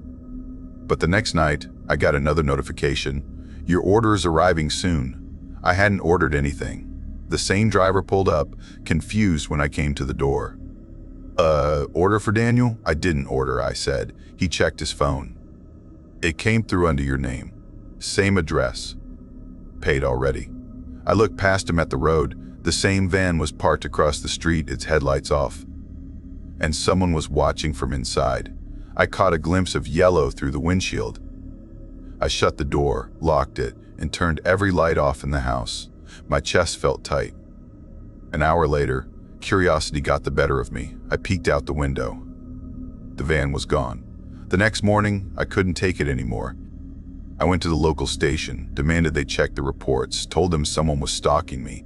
The officer at the desk barely looked up from his coffee. "We'll look into it," he said. That's what they always say. Days passed. I barely left the house. Sleep became impossible. Every night, there were faint sounds outside, footsteps in gravel, a knock that never came from the front door, shadows that didn't belong. One evening, around 7:45 p.m., I heard scratching in the basement, the kind that starts slow and gets faster, like nails dragging against concrete. I grabbed a flashlight and crept down the stairs. The basement smelled like damp wood and dust. The beam of light landed on something that hadn't been there before, a mattress. Old, stained, sitting in the corner beside my water heater. Beside it, metal restraints bolted into the floor. And a chair facing a small camera mounted on a tripod. My throat closed up. Someone had been inside my house. I stumbled back, tripping over a box, nearly dropping the flashlight. Then I heard footsteps above me, slow, deliberate, crossing the floor. I turned off the light, holding my breath. The footsteps stopped at the top of the basement stairs. The air changed, colder, heavier. Then the door creaked open just enough for me to see a sliver of light. And a shadow fell down the stairs. I stayed frozen in the dark for what felt like hours. Eventually, silence. Then the sound of the door closing again. I didn't move until sunrise. When I finally went upstairs, the front door was wide open. And on the kitchen counter was my phone, recording video. The screen showed static, then flickered. In the reflection of the phone's black surface, for half a second, I saw them standing behind me. That day, I packed a bag and drove to stay with Tom. He didn't ask questions. He could tell I wasn't myself. But I couldn't escape it. Even at his house, strange things happened. The smell of disinfectant lingering in the hallway, the faint hum of machinery outside his window. He had cameras set up on his porch, so we checked the footage together. Around 2:17 a.m., we saw movement. 3 figures in yellow suits, standing perfectly still at the edge of his driveway. One of them lifted his hand and pointed directly at the camera. Then they walked away, toward the woods. Tom called the police again. Same response, "We'll check the area," but they never found anyone. Weeks later, I decided to leave Kitchener. I couldn't take it anymore. I put my house on the market, packed everything I owned, and started driving toward Toronto. Halfway there, I stopped for gas near a small diner. It was early morning, the air thick with fog. As I went inside to pay, the TV above the counter was showing local news. The anchor was talking about a missing food delivery driver, last seen making a drop-off on the outskirts of Kitchener. The address flashed on the screen. My address. I left without finishing my coffee. That night, in a cheap motel miles away, I finally let myself sleep. At least I tried to. I woke up suddenly to a faint tapping sound at the door. 3 slow knocks. I froze. Through the peephole, the hallway was empty except for something small lying on the floor. A yellow glove. I left Kitchener the next day for good. Sold everything, deleted my old number, tried to build a new life. But sometimes, when the world gets quiet enough, I still hear that soft knock. And sometimes, I dream of 3 figures standing in the dark waiting for me to open the door again. Because the truth is, they never came for my house. They came for me.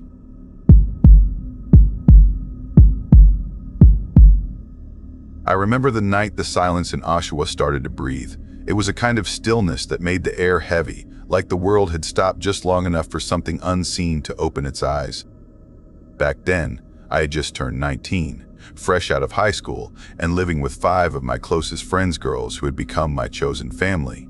We thought we were grown, invincible even, chasing freedom in a cheap, crooked little house on Cedar Street, not far from Durham College. We didn't have much, just hand-me-down furniture, squeaky floors, and dreams that felt too big for that sagging roof. The neighborhood wasn't great. The kind of place where porch lights flickered out and no one wanted to know who lived next door. But rent was cheap, and that was enough. It was early fall, the night starting to bite a little. We'd been planning to have a few friends over, nothing wild. Just laughter, music, and maybe a few cans of beer to fight off the chill. I can still hear the faint hum of music from the Bluetooth speaker, the faint smell of cigarettes mixed with the damp autumn air. We were sitting on the front porch steps, laughing at nothing, while shadows stretched across the cracked pavement. I checked the time, maybe around 12:45 a.m., and told everyone we should head in soon. By 2:17 a.m., the house was quiet. Everyone had stumbled to their rooms, the last bits of laughter fading down the hallway. I remember shutting my door, pulling the blanket over me, and thinking how peaceful the night was. When the knock came the next morning, it didn't sound urgent, just a steady rhythm. One of the girls, Clara, half asleep, went to answer. Then her voice sliced through the house. "Guys, the police are here." We all froze.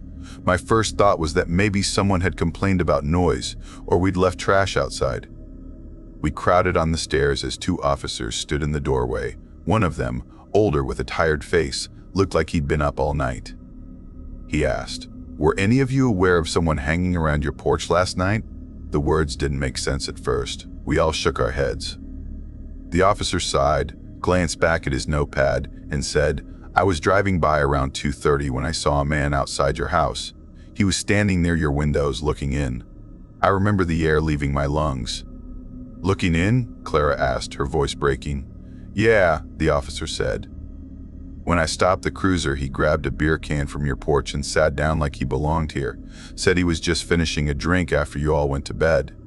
The other officer, younger and pale, added softly, "He described each of you." In detail. My stomach twisted. The officer went on. "He said your names, what you were wearing, what room lights went off first." I ran his ID. Turns out he's got a record. Long one. Assaults. Sexual offenses. He's being held right now. None of us spoke. My hands were shaking so hard I had to grip the stair rail.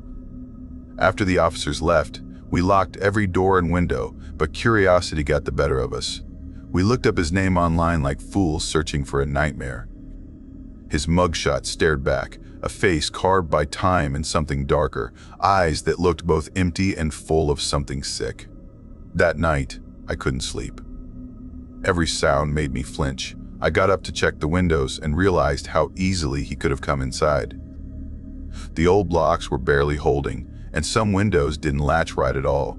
For weeks after that, we couldn't shake the feeling of being watched. Sometimes, I'd wake up and swear I saw movement in the yard, a shadow by the tree line, or a flicker of something in the reflection of the glass. It wasn't just paranoia. One night, Clara woke up screaming. When we ran to her room, she said the latch on her window had opened by itself. We tried to calm her, told her maybe she hadn't locked it right, but deep down, we knew someone had touched that window. After that, strange things kept happening. A beer can left on the porch when none of us had been outside. Muddy footprints near the back door. Once, a note under the doormat that said, "You forgot to close your window again." We told the police, but they said there was no proof anyone was coming around. The fear started to change us. We stopped inviting people over. We kept the curtains shut, lights on, and every noise turned into a question. Was that the wind or footsteps? Then, it got worse. One of my friends, Maya, worked the night shift at a small factory near Simcoe Street. She'd walk home around midnight, just 15 minutes from the house. One night, she came back pale as death. She said someone had followed her from the bus stop. She'd heard the crunch of gravel behind her, saw a shadow slip behind a dumpster when she looked back. Every time she turned a corner, it was there, keeping distance but never leaving. She started running the last 2 blocks, hearing the rhythm of footsteps matching hers until she reached our porch light. When she turned, whoever it was had vanished into the dark. We started picking her up after work, all of us too scared to let anyone walk alone. But fear has a way of creeping in no matter how careful you are. A week later, Clara found something that made us all sick. On her bedroom window, just under the sill, there were scratches, tiny, deliberate ones, like someone had been trying to pry it open. We couldn't take it anymore. We decided to call the landlord, tell him we were leaving, but moving out wasn't simple. We were broke, and every other rental was worse than this one. That same evening, I went to bed early, trying to block out the sound of rain tapping against the glass. Around 3:02 a.m., I woke up. I don't know why, maybe a sound, maybe instinct. I stayed still, my breath shallow. Then I heard it, the faint click of a window latch. Not mine, someone else's. I crept out into the hall.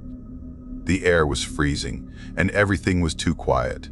I reached Clara's door first, pushed it open, and she was gone. My heart dropped. The bed was empty, sheets twisted. Then I heard a muffled sound from outside, like a cry cut off too soon. I ran to the front door, pulled it open, and there she was, standing on the porch in her nightgown, eyes wide, tears streaking down her face. "He was in my room," she whispered. "He whispered my name. We called the police again. They searched the yard, the street, everywhere. But the man was gone. Only muddy prints remained near the porch steps, bare feet, half washed away by the rain. That's when the officers told us something that made me cold all over. The man from before, he'd been released. Not enough evidence to keep him. We packed our things within days, leaving behind the house, the furniture, everything. But even after we moved, it followed us. Clara started getting messages online from fake accounts, pictures of houses, streets near our new place, and once, a message that said, "You looked peaceful last night." We changed our numbers, deleted our profiles, but it didn't stop. Then came the final night. It had been a few months since we'd left Cedar Street. Life was slowly returning to normal. We laughed again, went to work, tried to believe the worst was behind us. Until one evening, when Maya's little sister came home from school with a note in her backpack. The paper was crumpled, written in messy ink, "Tell your mom I'll pick her up tonight." Maya didn't have kids. The note wasn't meant for the girl, it was meant for her. We called the police again, but this time they took it seriously. Patrols were sent near our area, and we stayed together, never leaving anyone alone. Still, sleep was impossible. Every night felt longer, every creak in the house sharper. One night, near 4:12 a.m., I woke to the faint sound of someone whispering outside. Not words, just breathing. I looked through the curtain and saw him, standing under the streetlight. He was still wearing the same jacket from the photo we'd seen online. His face was tilted up toward the window, smiling. I yelled, and everyone came running. By the time we looked again, he was gone. The police searched, but he had disappeared. No footprints, no sign of him anywhere. After that, we moved again, scattered across cities, each of us trying to leave Oshawa behind. But I don't think any of us really did. The fear stuck like something under the skin. Sometimes, when I visit my parents near Simcoe Street, I take the long way home. Once, I passed by the old house on Cedar Street. It's boarded up now, overgrown with weeds, but I swear I saw a light flicker behind the curtain upstairs. And in that moment, I realized something that's kept me awake ever since. That man never needed to break in. He already knew which windows we forgot to lock.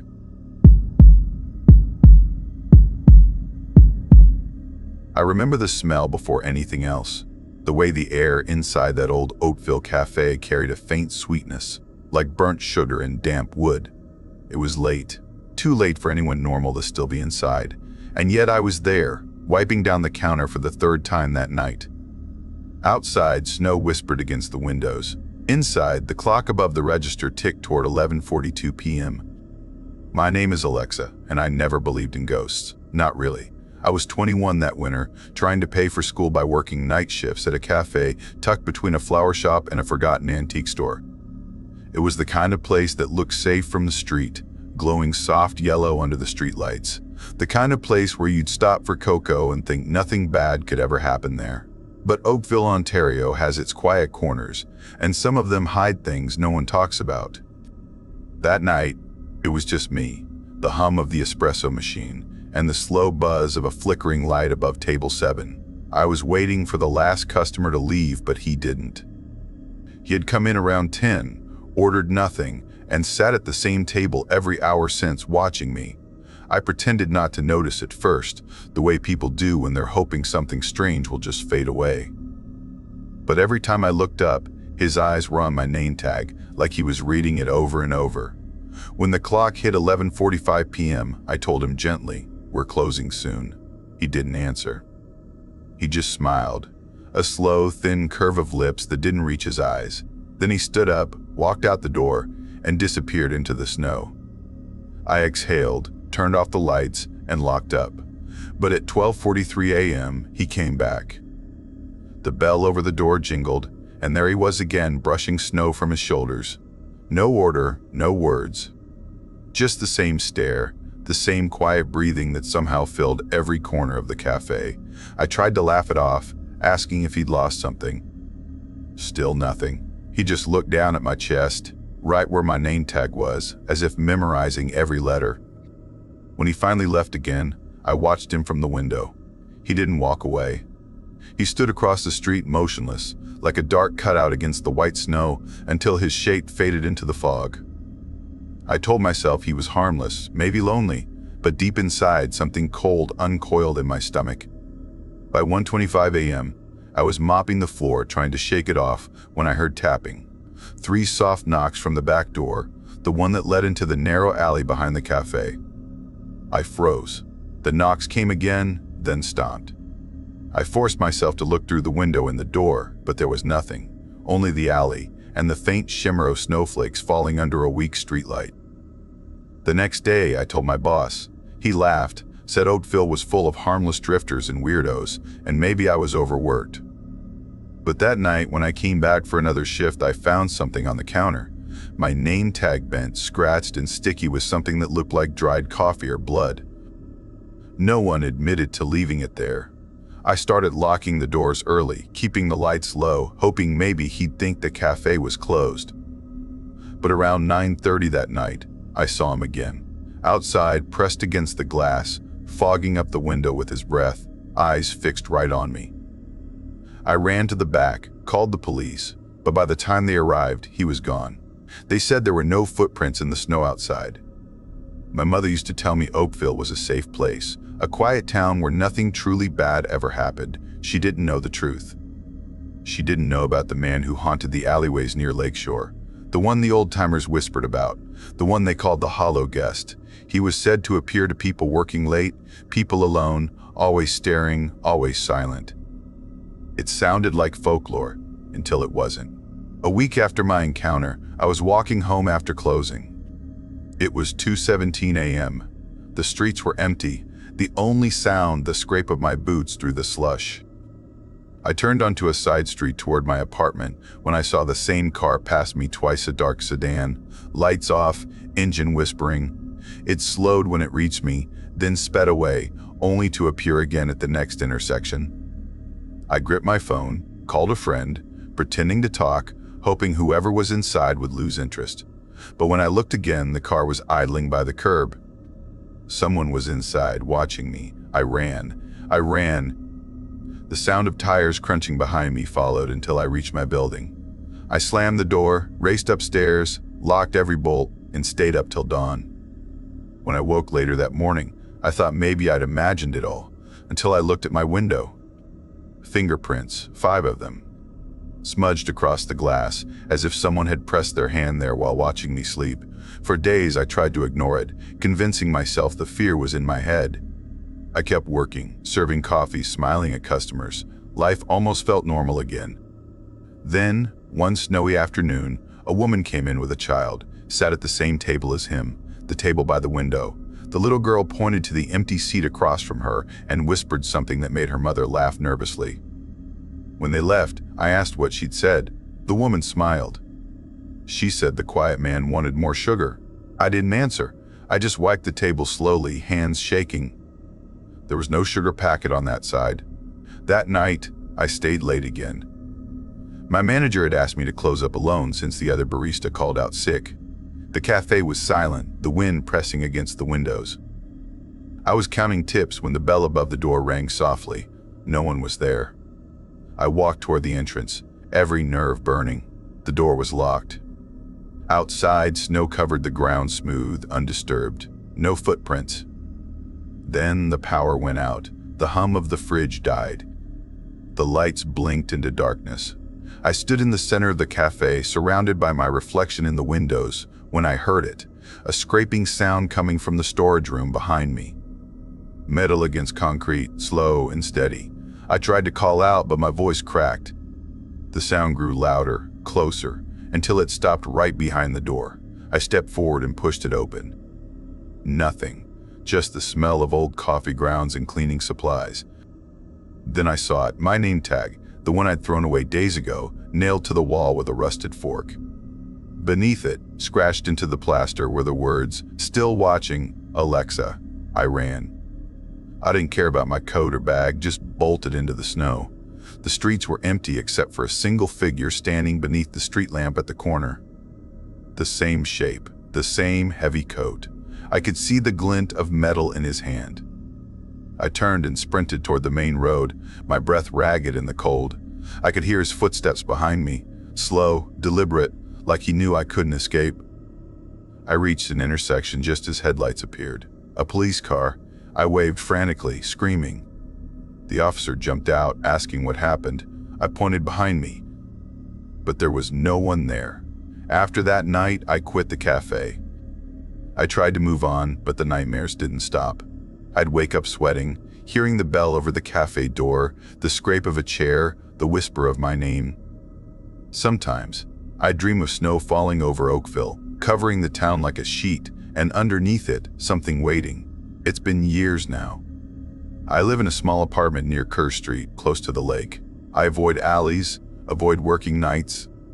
Still, sometimes, I find things left on my doorstep, little reminders. A bent fork. A sugar packet. Once, even my old name tag, the metal rusted, the letters nearly faded. I told myself it was just someone's sick joke, but deep down, I know the truth. A few months ago, my neighbor's child started leaving her toys in the courtyard behind our building. Every morning, they'd be rearranged into neat little lines pointing toward my window. The mother thought it was teenagers playing around, but I knew that pattern. It was the same as the floor tiles in the cafe, the same path that led from the door to table 7. And last night when I looked out at 1:36 a.m., I saw someone standing by those toys looking up. He didn't move. just stared. Sometimes I think about my childhood, before all of this. Back when my parents still lived in England, I remember being 7, visiting my grandparents one summer. My father had taken us sightseeing through London, Tower Bridge, Trafalgar Square, the bright lights and laughter everywhere.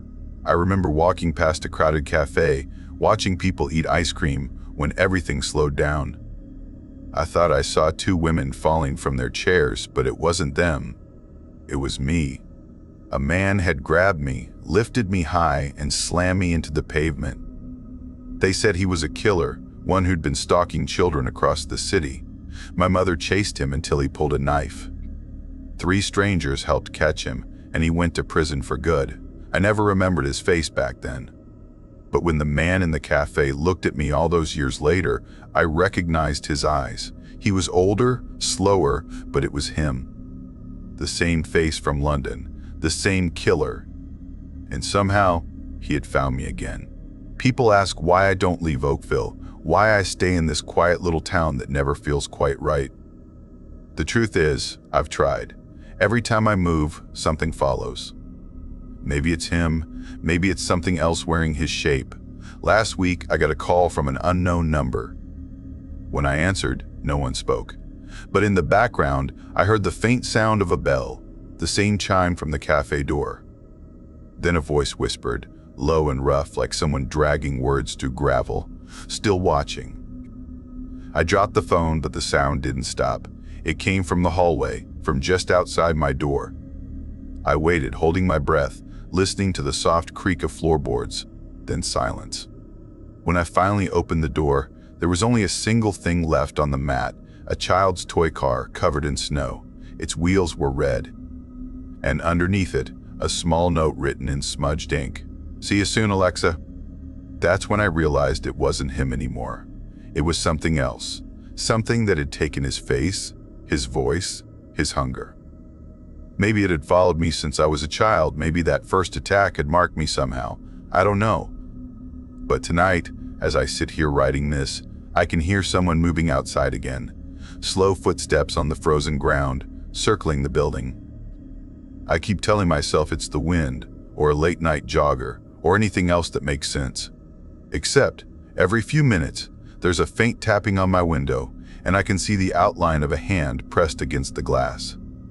Just 5 fingers, perfectly still.